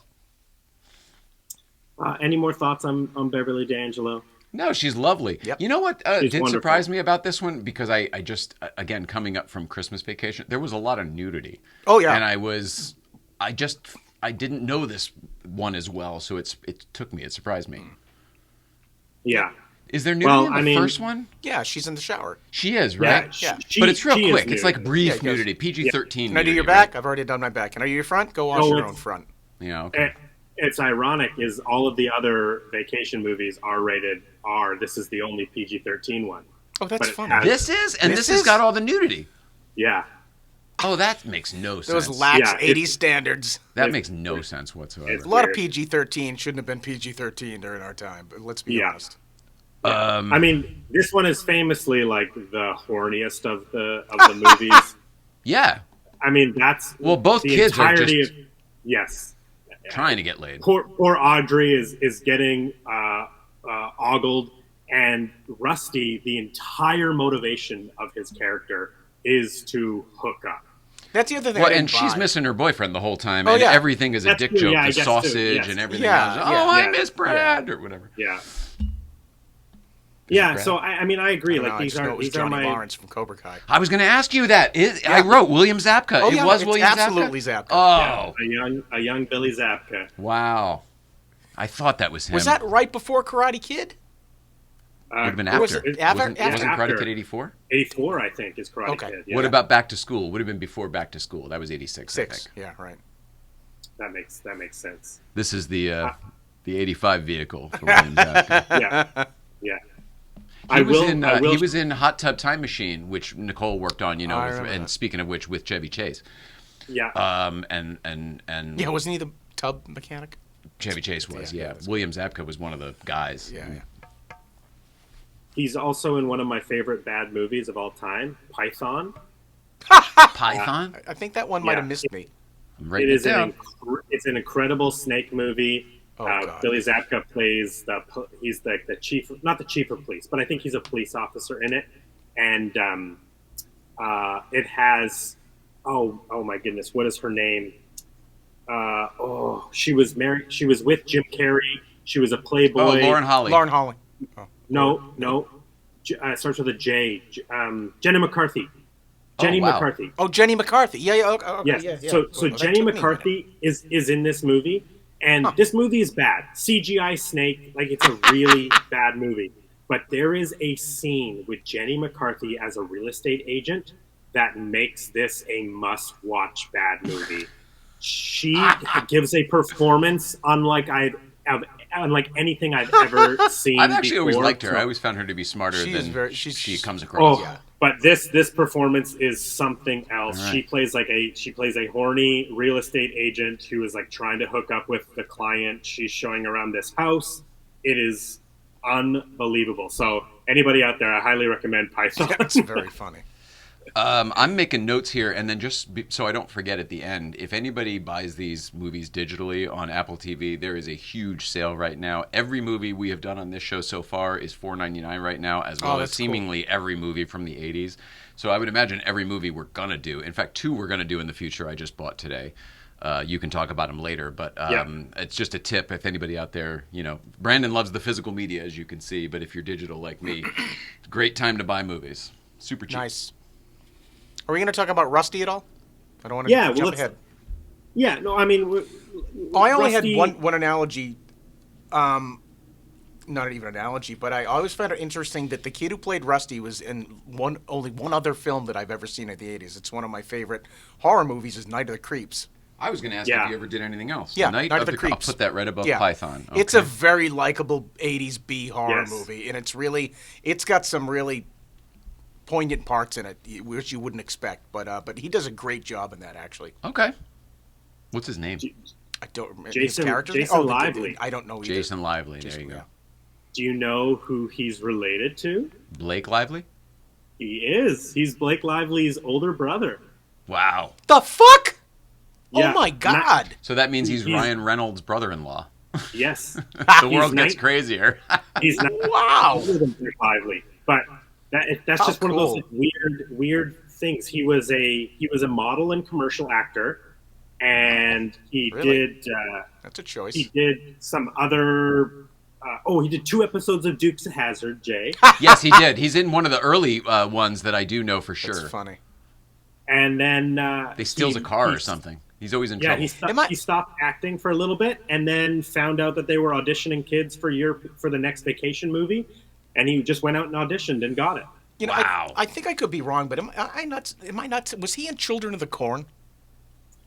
I don't believe so. Because there's a tall, red-headed, creepy kid with one of those Quaker hats, and I think he played Malachi. So. Maybe it's a different actor. I think it's a different. I think the face is. I would have wrote it down. The type is the same. Gotcha. I think. Yeah. I think that's a good one too, though, as far as 80s horror movies. Yeah. Linda Hamilton. No real career after that, and then obviously his younger sister is the world famous Blake Lively, married to Ryan Reynolds. That's just cool. Just a funny family connection. Part of that tequila cell phone empire. Mint Mobile. Evian. Yeah. I have Avion. Aviation. Aviation. I have a bottle of it right here. Oh, there you go. It is. Yeah. This is the Deadpool, the special edition Deadpool bottle. Gin. That's correct. I had to collect the special edition. Don't miss them. But I mean, these are the worst. Audrey and Rusty, not the actors. I feel bad. Just the character. I don't like the characters at all. They're not. Neither one of them are likable. The interpretation. The other ones in both movies are likable in some way. There's some endearing quality about them. They are. Yeah. But I mean, like they do a good job at some of the stuff, because a line that I always think about is Rusty's line when they're in France and that couple is making out at the table. He's gonna bone behind. Her. Yeah, I think he's gonna pork her, Dad. Oh, pork her. That's right. Yeah. He might pork her, Rusty. He's not going to pork her. I've got other questions if anybody cares. Please. Is the answer to left bank, what's on the other side, Russ? And he says Bank of America, obviously, as a joke. Would it just be as simple as the right bank? That's funny. I'm asking. I don't know. But I wondered because it came up. He's like, over here's the left bank. You know what's on the other side, Russ? Probably the right bank? Yeah. Okay. Yeah. Did anyone else notice that there's a pets theme throughout this franchise? Yes. They kill the dog in the first one. The dog jumps off the Eiffel Tower in the second one. They fry the cat in the third one. Yep. Yeah. Can't remember in the fourth. We always got to offer up a four-legged in all these movies. It's a sacrifice. Yeah. Sacrifice for box office. I wonder if that happened in Vegas. I can't remember if there's one in Vegas, but it makes me want to watch it again. In Vegas, yeah. And then, did you guys notice all the Wally World stuff in the other movies? I love his sweatshirt. The sweatshirt in this one, and then in Christmas. Oh, look! Yeah, beautiful. And in Christmas Vacation, they've got the Moose out front should have told The, you. Marty the Moose. Marty the Moose Marty the glasses, Eggnog. yeah. Yeah. Eggnog glasses. Yeah. Yeah, I really enjoy that. That like the subtle choice of him wearing the Wally World sweater. And I heard that was Chevy's Stonehenge. choice. He's smart. Yeah. That's a good Yes. comedic choice. Oh, let's throw back. Yeah. I said, Yeah, he engineered a callback. Well done. Yeah. And then Beyond that, it and shows then- that they were able to go to the gift shop after because the park was closed, but Yes. Mr. Wally was going to take them around. In the rewatch, Yeah. I find myself wondering, where can I get one of those Wally World sweatshirts? Oh, I'm probably sure they anywhere make now. them now, yeah. Yeah, you can definitely because that print is that's the image that appears, I believe, over the parking structure when they finally arrive to Wally World and they drive under that big overpass, like pedestrian crossing. AKA They drive Six underneath Flags. the big Wally World sign. It's not. It's by you. It's Six Flags. It's not. It's by you at the Santa Anita Park. Oh, it's Santa Anita Park. 100% Oh, Santa shit. Anita Park. Once they go to the ticket booths and all that stuff, great adventure. Interesting. But the parking lot and That's- the part he's talking about is all right by you at Santa Anita Park. Movie magic. And it's Yeah. still exactly the same. That's incredible. And in fact, that's that walking up to the turnstiles and everything is still all Santa Anita Park. It's once we're in the park with the sorry folks, the moose out front should have told you. One of But the John moose, Candy's I'm pretty greatest sure, roles. is at Santa Anita Park. That's amazing. Sorry. Yeah. Bunk. Okay. Yeah, See, yeah, now that's look, where yeah. I go straight to our guy John Candy. Sorry, Parks, folks. folks. Moose out front should have told you. You treated me like a dog, Mr. Wally. I had to do it too. Wrong movie. You guys both got to do it, so I had to do it too. Yeah. I know. We got to have him come down here so we can take him to all the places, the house and That'd be the amazing. park and everything. So great. Yeah. Are you coming down in a week or 2 weeks? I can't remember. 2 weeks. Okay, so not How next week, the week exciting. after. Oh, that's great. Yeah. He's like, yes, Yeah. Jay, that's how 2 weeks works. Potentially, there 2 weeks from now there may be an in-person episode. Maybe. That would be amazing. Well, you never know. Like I'm flying in that day, so anything could happen, right? This is Well, that is Hollywood. true. Yes. Yeah. It'd be very funny if you just do it from your hotel room. Around the corner. From the airport, Yeah. with the airport Wi-Fi. Well, I don't know how many people watch live, so we're not actually stuck to. That's your friend, Sean. Hey, Arson. Hey. Guess what I bought We- that he's going to help me work on? We I know have the we answer. have 10 loyal viewers right now, and that makes me very happy. So Um, I appreciate all 10 of you who are watching right now. I'll tangent really quick. You know, there's an Ecto that was in Hawaii, an Ecto 1A that they were using for years, and it just sat on a trailer. Who they? It was whoever they was that owned it. They was Yeah. that had it. Yeah. So I bought it Oh, because me. It's like a 80s one that's got old parts grafted on, so it looks like a Yes, 59. we're gonna. But we may have also acquired a 59 flower car. Flower So- car? Yeah, Alrighty. yeah. But Arson is Marty to my Doc. It's the okay. funniest thing. I used to say that with Back to the Future, I'm like, what the fuck is this fucking old guy hanging out with this little Yeah, teenage kid? creepy as relationship. shit. And then this kid reaches out to me. I was like, well, we should buy it. How's it going, Doc? Yeah, we should buy it. Yeah. Now I'm Doc Brown apparently. So, yeah. and he's over there going like, I can get some wheels. He's like, I've saved this for that. I'm like, just let me get there. We'll get her going again. Yeah. So, or not, Yeah, but and it's just, worthy. Just worthy goes to gold. show you, it is a legitimate friendship that Marty and Doc can have. Yeah, It it's happens. hysterical. I'm like, oh fuck, I'm Doc Brown. His family was cool. His parents are nice, so it's good. Let's just hit these actors real quick. The Victor Lanoux is a French actor. I have no idea who he is. I obviously at the time he was just a famous French actor. I don't even really, I couldn't find anything about how he got involved with the film. He has a popular movie called Cousin.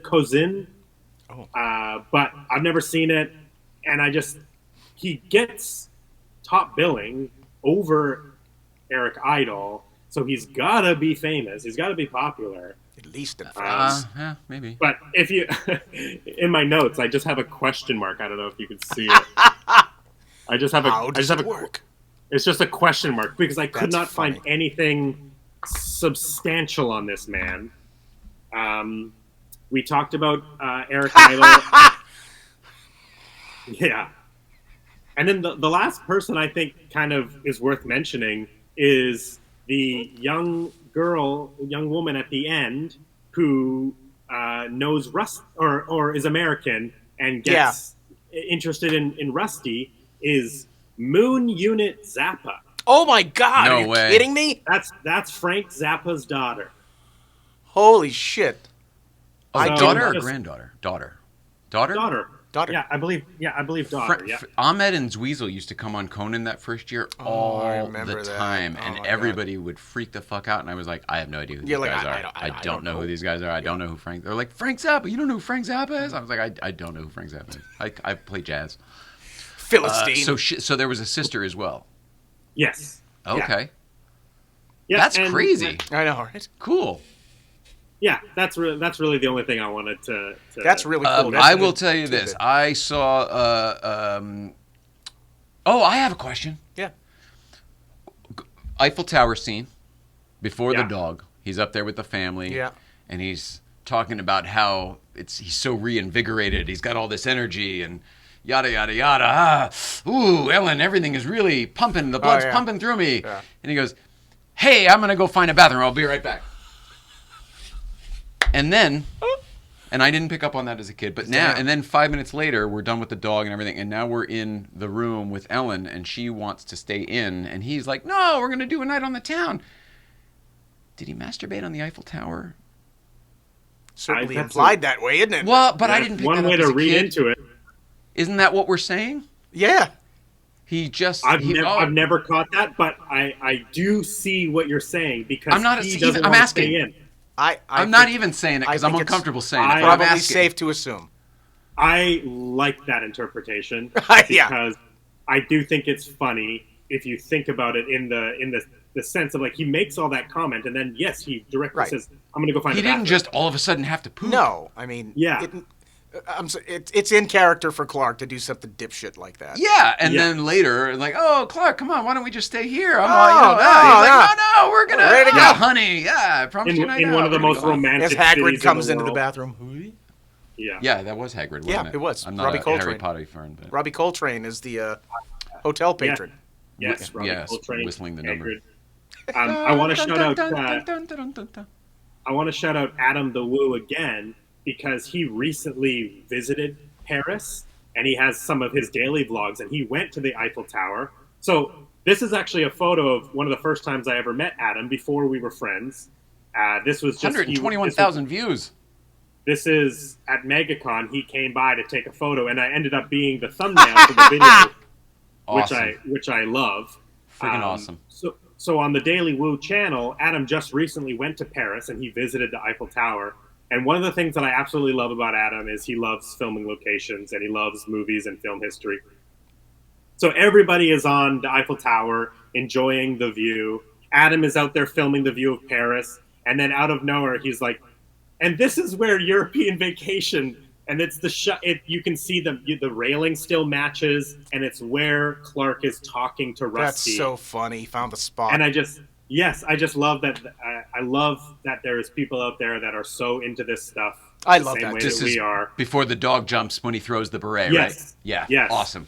you know, to it's that, Right after the masturbation scene. Yeah, to Yes. that end, I often idly wonder how after that movie came out, how many dipshit Americans went over there and frisbeed their berets off. Oh, like pizzas on the Breaking Oh, Bad house? yeah. Yeah. Probably They a have lot. a big A lot. they have a big cage. Up Fucking above the Americans! railing. Right. Empire State Building has Oh, that right, too. yeah. Yeah.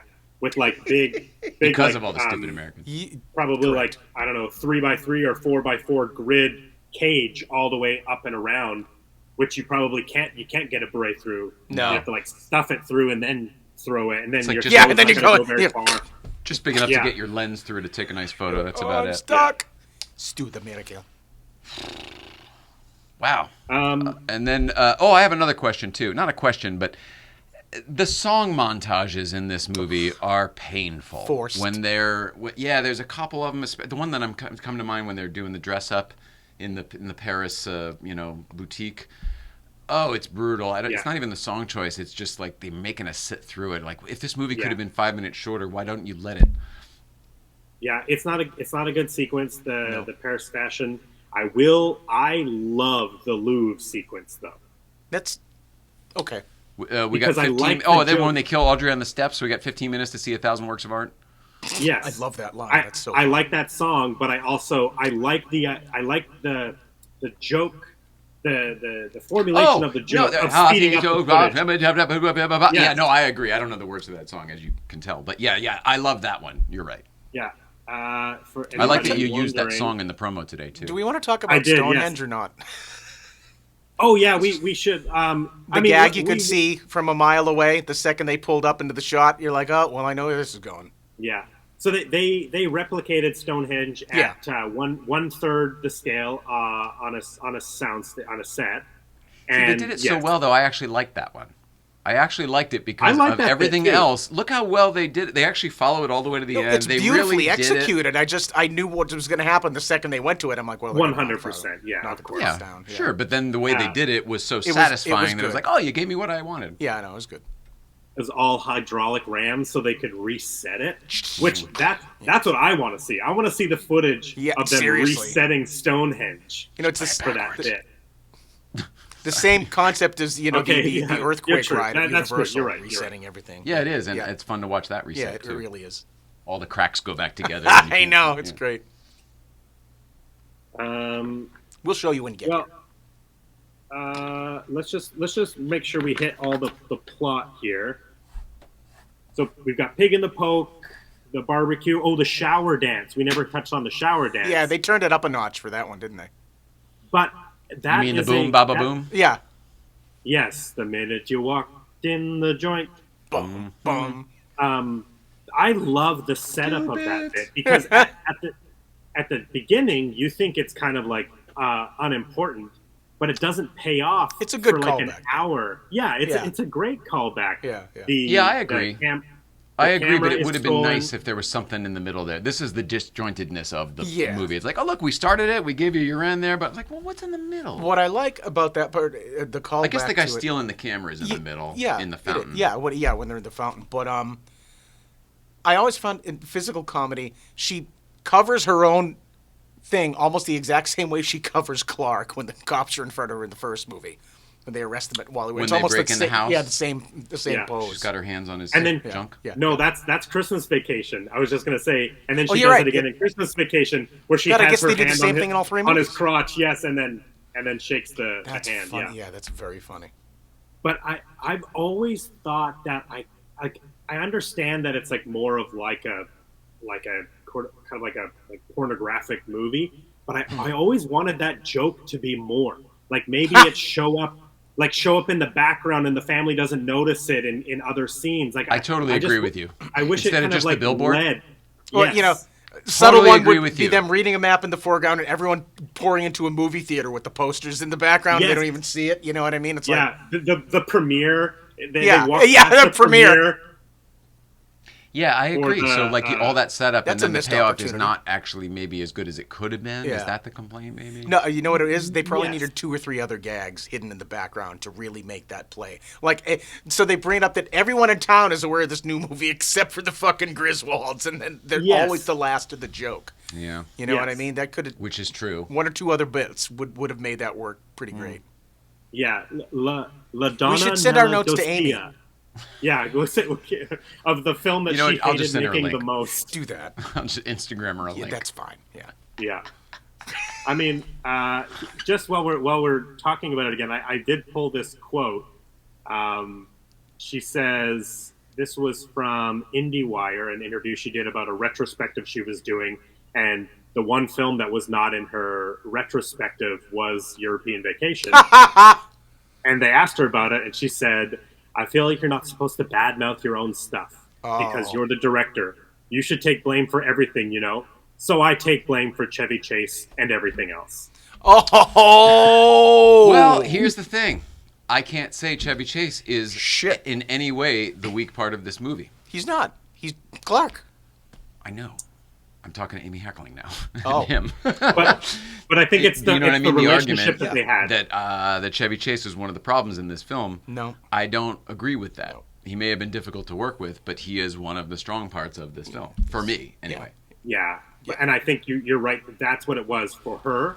is it was hard to make this movie with Chevy Chase. Okay, and that's what you were picking up on. Okay. Yeah, she has another quote here saying she was not very happy, and while making the film, she claimed that she couldn't go on set without a physical ticket to New York in her possession so that she could go at any time. I heard that.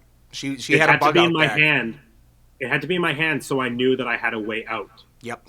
It was a train wreck Psychologically, and mentally. impossible. Yeah, that's huge, Yeah. right? Whoa. Yeah. That's the kind of And- abuse that everyone was enduring on set. And this is her third major motion picture. I didn't look up the budgets for Fast Times at Ridgemont High or Johnny Dangerously, but I have to imagine that this probably is a bigger budget and has more pressure on it. for it being a sequel after a blockbuster? Yeah, Yes, big shit. time. Exactly. I mean, with Ridgemont filming locally with every local talent, Yeah. even I'm sure that had like a shoestring. 100%. Yeah. They shot at all the Yeah. local restaurants Yeah, and malls yeah. and everything Yeah, because the they didn't have Third any Street money. Nobody was Promenade, Ray the Walston was like the Gallery. most famous guy in I it. know, God. He's so... I only back have to the one more plot here. note for this film. Okay, let's just, is it? Do you want to cover it now, or do you want to just go through the rest of this plot real quick? I'd rather go through the rest of the plot. I can't believe there's more. Well, we missed We've another talked about good it for London, longer than the How movie long is. is this movie? we missed another good London bit, and that's the roundabout bit. The roundabout. Big Ben Parliament. Jesus. Yes. How did I forget that? Hey kids, Big Ben. As a Parliament. driver, I find it ridiculous. I can't get left. I just can't get left. Or grow can't up in get New right, England. he said, yeah. We call it a I think it's a rotary. good. I think it's a good bit. I think the kids being like bored and tired in the back. I think it works. Well, it's if you're ever driving in a circle or if you ever pass something more than once in life, everybody makes the joke, kids, Big Ben, Parliament. Yeah. So it's definitely made its way into like colloquial. Yeah, into the 100%. vernacular. What I kind of like though is Chevy Chase's robotic delivery of the line every time they go around. It makes it funnier and funnier. It's the same inflection every single Yes. time. Until he's He's losing going it at a the little end, cracking mad. up. Yeah. Yeah. And that's the thing that I love about Clark Griswold is like when he goes a little like wide-eyed and mad, it's always It's hysterical. You're goofy. Whistling Yeah, zippity doo out of our assholes. Yeah. My favorite bit of there is when he goes, "Don't touch." Yeah. I always get a Which crack movie? up out of that. The original Vacation. Oh, see, I gotta watch it again. Dad, you okay? What did he fall? Did he hurt himself? No, they're driving. It's right after he flips out, and Rusty goes, "Dad, you okay?" He goes, "Don't touch!" Funny. Yeah, I gotta watch it again. With those flaring nostrils. So that's the end of the Stonehenge is the end of London. Then they move to Paris. Their camera is stolen at the fountain. There's that scene with the French waiter, which is like a bit. They don't understand English. It's not the best. Go fuck yourself. Honestly, Yeah. I don't mind it because it felt very real. Yes, it did. I was like, oh yeah, there's some American tourists. There's in France. That's exactly how you would be. No wonder they hit it. Yes, exactly. That could have been filmed yesterday. Maybe it just kind of feels like it's just like it's the cliche on the nose. Hackney? I don't know. Like, yeah, hacky is a good way to put it. I mean, maybe. Then- I'm just comparing it to the rest of the movie, and it seemed fine. But you're right. In something else, it probably would have bothered me. They go to the Eiffel Tower. Your wife then has they big, go. beautiful breasts. Your daughter has a nice, tight ass. You don't understand anything. He's like, you're a big idiot. I'm going to bring you some dishwater. You won't know the You difference. won't know the difference. Yeah. So great. See that? You learn to speak the language, they respect you. Yeah, exactly. They just want to see you trying. Okay, you're winning me over. It is funny. It's peer pressure. Yeah. I get it now. I get it. You guys did that to me and last week. I wrote I wrote 3 stars on my thing for our last week movie, but when we did it live, it ended up being 4 stars. Oh, that's funny. Peer pressure, the enjoyment, and the fun bumped it up a star. Clue last week. 5 stars. And then there's the French dancers. Rusty is there with a prostitute. I don't know how he found that prostitute or how he afforded it. Just Or how Mom was able to see him when none of the rest of us yeah, could. in the pitch Yeah. black Behind the front, there was vestibule. It was like he had to get up so crazy, and the camera, like that, she had to get out of the way. Then they travel to West Germany, and that's where they do the Lederhosen 16. The house 16, not number 6. They meet that family that's not actually their family. Then there's the slap dance scene, which is like it's fine. Like I don't even think it's like that funny. Like the physical comedy is not that great. Agreed. Rusty has his hookup of the trip. I think you summed it up. It started strongest, and they got weaker and weaker as the trip went on. With the Yes. slap thing, it always reminded me of a cheap retreaded version of the Monty Python thing. The fit guy coming back The and fish forth slapping slapping dance. each other with the fish. Yeah. Yeah, that's a great bit. He pulls In up the Monty big Python. fish at the end. Yeah, in Monty Python, he big pulls up the bonk big fish at the right end, into the and he canal. kicks it Yeah, right yeah. into the water. Yeah. Yes. Is that Flying Circus or is it? Yeah, that's the TV show. It's Flying Circus. Yeah, I yeah, thought always, so. yeah, the show. Yeah. I love the bicycle one when he's riding the bicycle. So Parrot. good. And then they end Germany with the Citron chase, and Yeah. I do like that bit, and I love love them that getting car. stuck. Yeah, I love the car too. Yeah. And I love them DS, getting Citroen DS. stuck Beautiful. and all the luggage going, and then having to climb out the sunroof. Like Well, they it's start it's with cool. running over the honeymooners' luggage, right? When they first show up in France with that car. Of course that's their luggage. I've never made that connection. I remember them running over the luggage, but yeah, because they're Well, checking in. I just assumed because they were checking in, right Yeah, before them. you're right. I'm sure that's what it's supposed to be. I like when he gives them the room. Is like, but please hurry up. Yeah. Get up there, please. Yeah. And then we get to Rome, and like we said, this is where the plot sets in, Goes. and we are what, an hour and Yeah. like 15 minutes into this movie. Meanwhile, in Here's another the thing, movie, it picked up, and I go, "Holy shit! How much more movie of Yeah, this is there?" that's- And I wait. looked, and I go, "Oh, it's over in 10 minutes. This yeah, is like weird. Okay, where are we going with this? Yeah, exactly. It was so weird. I'm glad we're on the same page. So this is where obviously we meet the thief, and they have somebody in bound and gagged, and they're stealing money, and they put him in the back of a rental car, and then they give because Clark and Ellen have lost their traveler checks, so they come in, and he gets them out of there, and by giving them $3,000, right? They lost $1,000 of traveler checks, and he gives them $3,000. Yeah, and to be very clear, these are For your like inconvenience. early, mid, second act plot points. This is not late third act stuff, No. or shouldn't be, I should Yeah. say, but it is in No. this case. Look, I'm And sorry, it just did this become another speeds film? by. So then they give them a rental car, and they've put With the dude the in the guy back, that they put the guy that they've tied up in the back of the rental car, and they have And this if they're just exchange saying of it's like, a rental car, right? It's just a white car. Yes. They don't actually rent cars. Yeah, I didn't well, know you and guys then rented that's cars. what- Oh, oui, monsieur, or whatever he says. yeah, and then all of a sudden this Absolutely. guy that has Oh, that's right. the thief Wrong has to go find Ellen at the hotel and get the keys for the rental car so that they can steal it again and get rid It's of the guy such in the a trunk. convoluted It is fucking mess so- of a third act. And it comes out of nowhere, and it actually is like, it's so off-putting because there's so much information. Yeah. All of a sudden, like, you've been watching all these gags and jokes, and whether or not you like them or not, it's a different type of movie. And now when you're like, oh, I have to pay attention. Wait, who is this Yeah, wait. character? Like,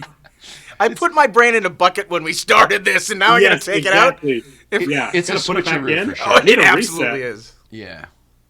Here's the MacGuffin. What? Right. Yes. Now? Yeah, and then it ends up with a big chase through Rome.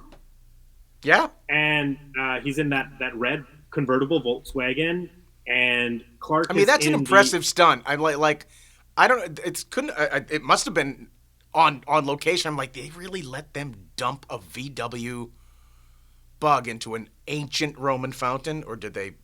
Oh, Do you want to know one of the most exciting things about this press kit? Where is it here?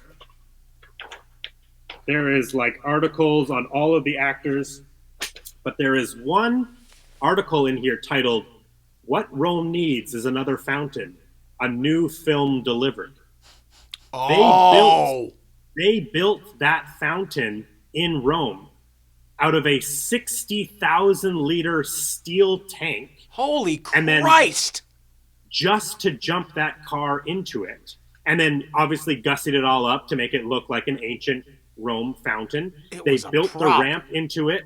Yes, it's a fully Motherfucker. made special effect. And on top of that, they did one take. Oh, whoa! So if you watch it really closely, the stunt performer who's playing the Eric Idle character, he's sitting on the ledge because Eric Idle ends up the bike guy who's been literally bumping into the Griswolds throughout the film. He's sitting on the edge of the fountain, and he's supposed to fall in the fountain when the VW lands in the water. And if you watch it closely, he takes an extra second. The car goes in, and then he sits there, and then he reacts and falls in. It's like just the timing is like the tiniest bit off, but it makes sense that I learned that they did one take of that car going into the fountain. I would love to see how much that set and stunt cost adjusted for today's numbers. I bet it's ridiculous. It took them two weeks to build it. Holy shit. And fill it. Yeah. Can you imagine you're the set dressers workers on that? You're like, I got to go to Rome and build a fountain. That's not a bad gig. That's how doesn't sound that weird to me. No, sounds great. All right, it's been 2 hours. Are we done talking about this shitty movie? You know what? After this, I think I kind of like it better. I think so. I mean, just some real quick facts. The 1983 Vacation had a $15 million budget, and it made $61 million in its release. That's great. It was in theaters it was number one in theaters for 3 weeks.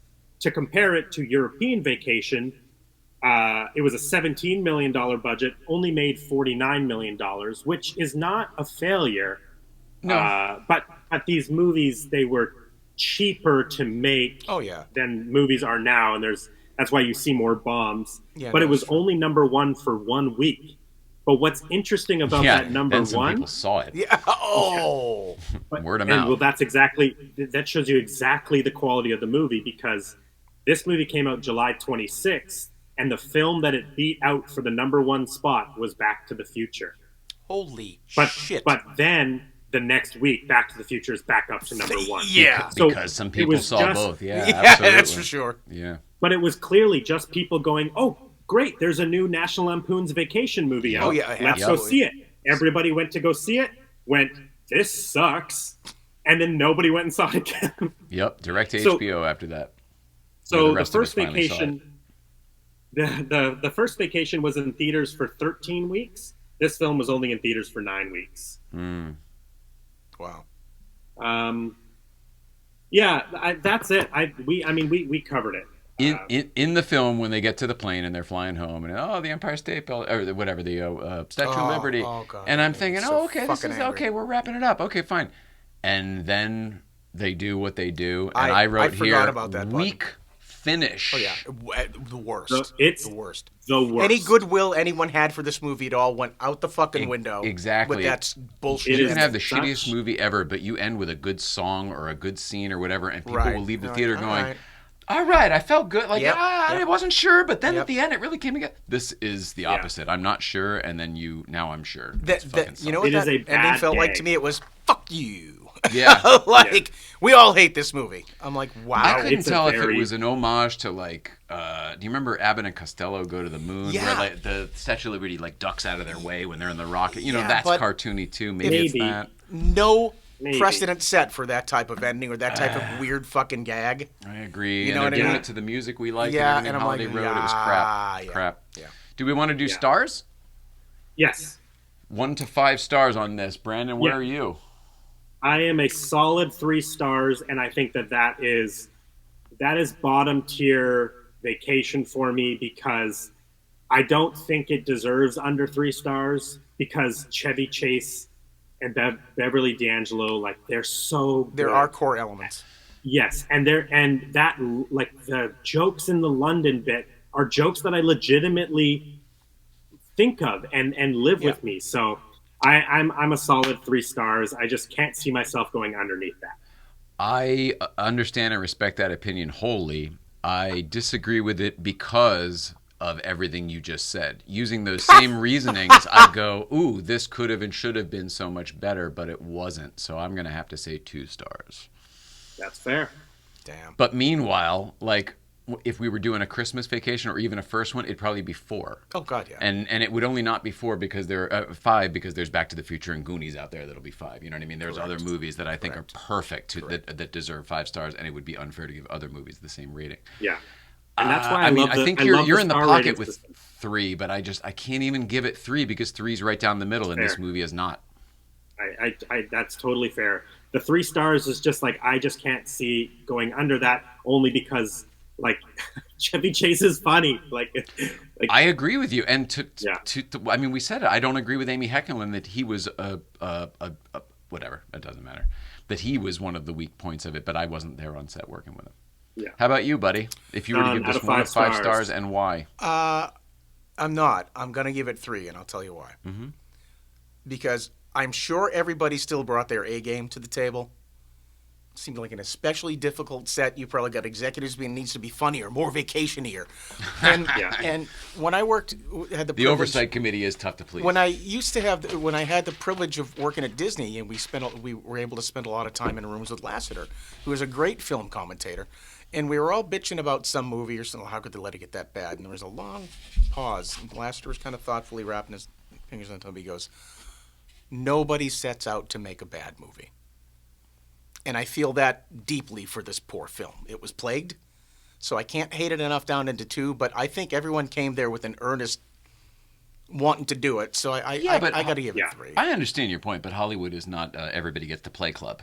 No, that's fair. There's a lot of money involved. There's people involved. It's not just what the movies make.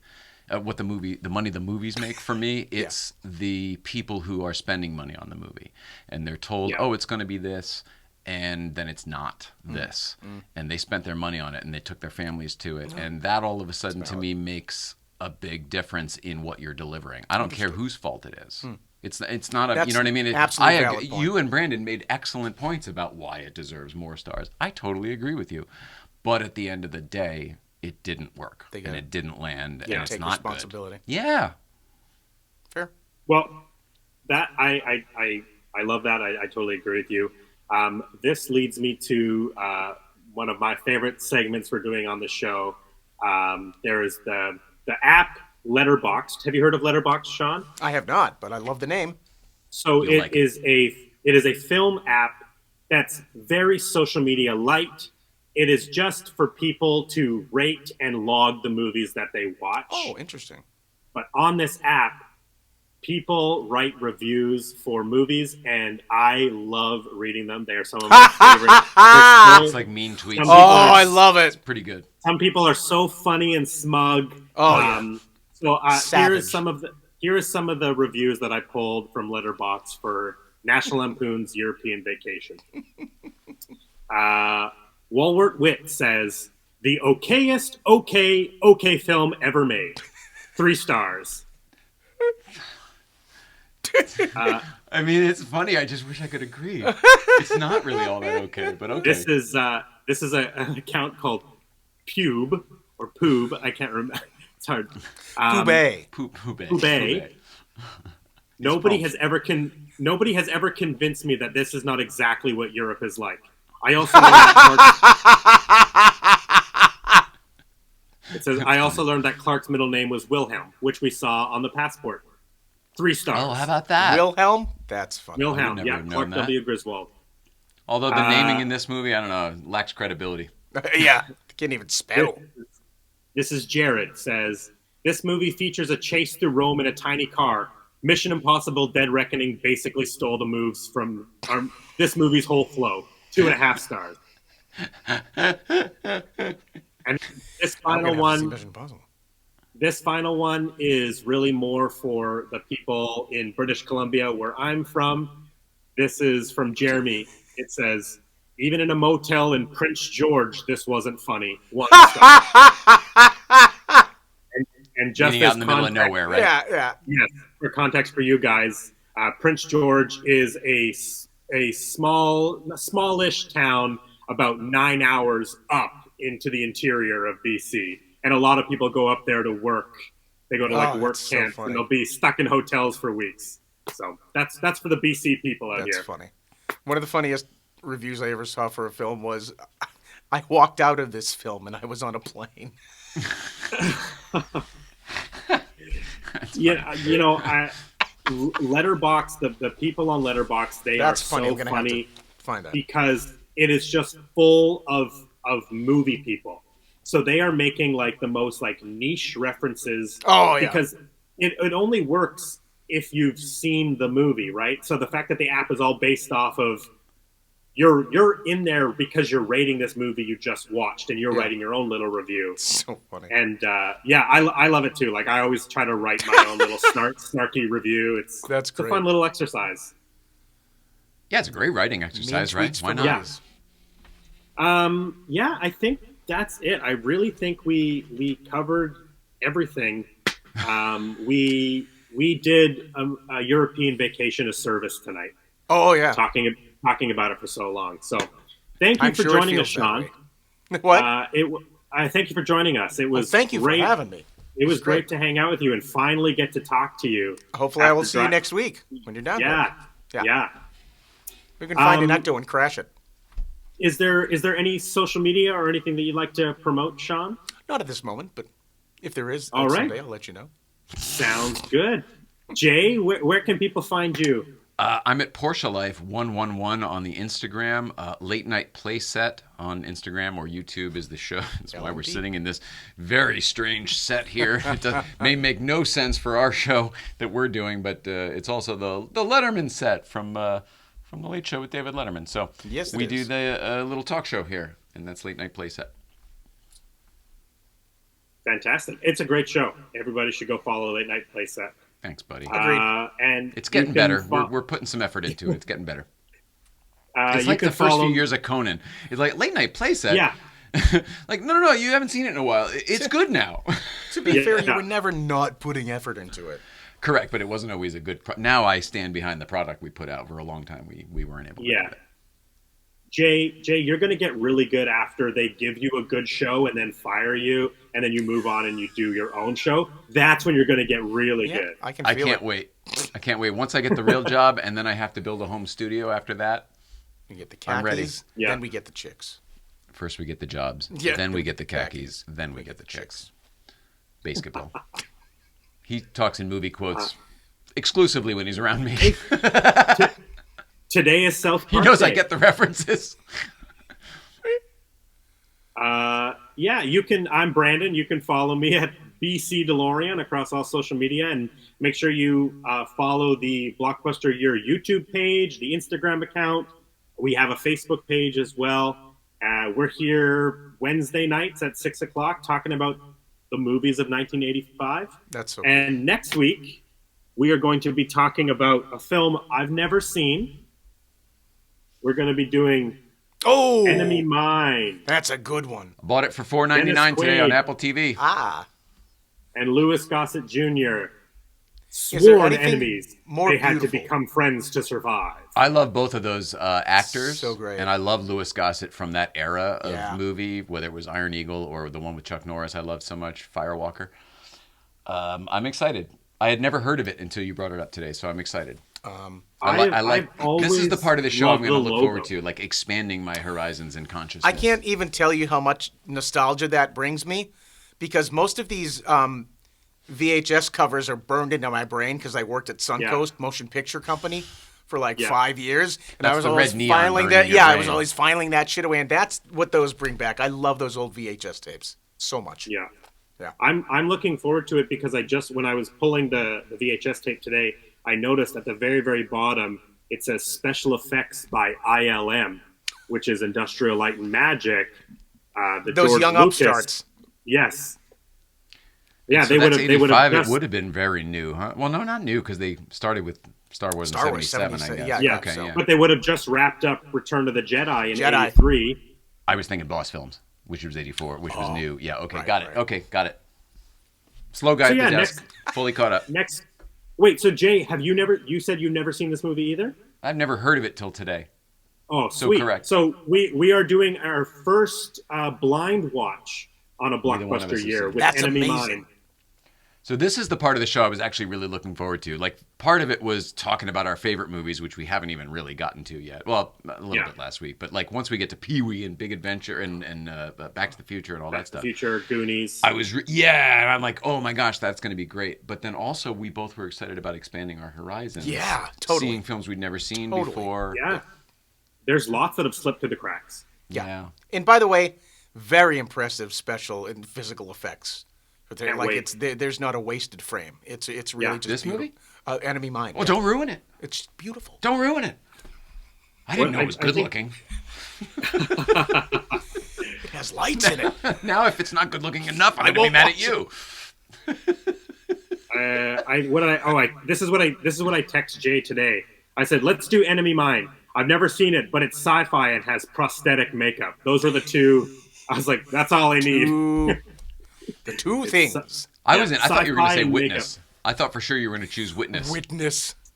You know, so just as for full disclosure, Jay and I were talking about what film to do next, and the choices were Enemy Mine, Witness, Perfect, the Jamie Lee Curtis, John Travolta, and John Travolta. Yes. Oh my god. Or $4.99 this Silverado. month. And what? Yeah. Or What was Silverado. the last one? Oh. Yeah, I hadn't seen any of them. So I responded back like, I haven't seen or am not looking forward to any of these. You pick. You both made the right choice. So. Yeah, looking forward to it. Let's see. We do have some comments here since we're shutting down Dave Night. Thanks for the enjoyable couple of hours, guys. Thanks, Great Dave. work. Oh, Dave. So I think we need to figure out a way to incorporate the comments in more because I'm worried about the people. Like, you know, some of these shows, they have a thing where the comments are kind of just always. And I wonder if we should figure out a way to do that, or if it's not worth it. I don't know. Or maybe we do the comments at a certain time. Take a comment. Yeah, I tried to do them at the beginning, but then we start talking, and I do have my phone. It's the only way I can really see the comments with my notes and the screen. But you're only looking at YouTube, right? You're not looking at Facebook. That's true. Actually, I don't have those comments. Oh, and then the other thing is we're still on the Jay Ryan Facebook for now, but the moment our Facebook account has been alive long enough, we'll be broadcasting there as well. Yes, That's cool. Yeah. Very cool. For everyone my age that are still on Facebook. None of his friends will be there, but everybody I know. Yeah, but we are covering movies from 1985, so it's good to be on Facebook. Yeah. It's the right era. So did we do it? Did we do the thing? We did it.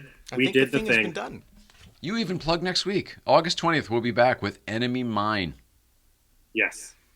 And maybe a guest, maybe not a guest. We'll figure that out. Yeah. Indeed.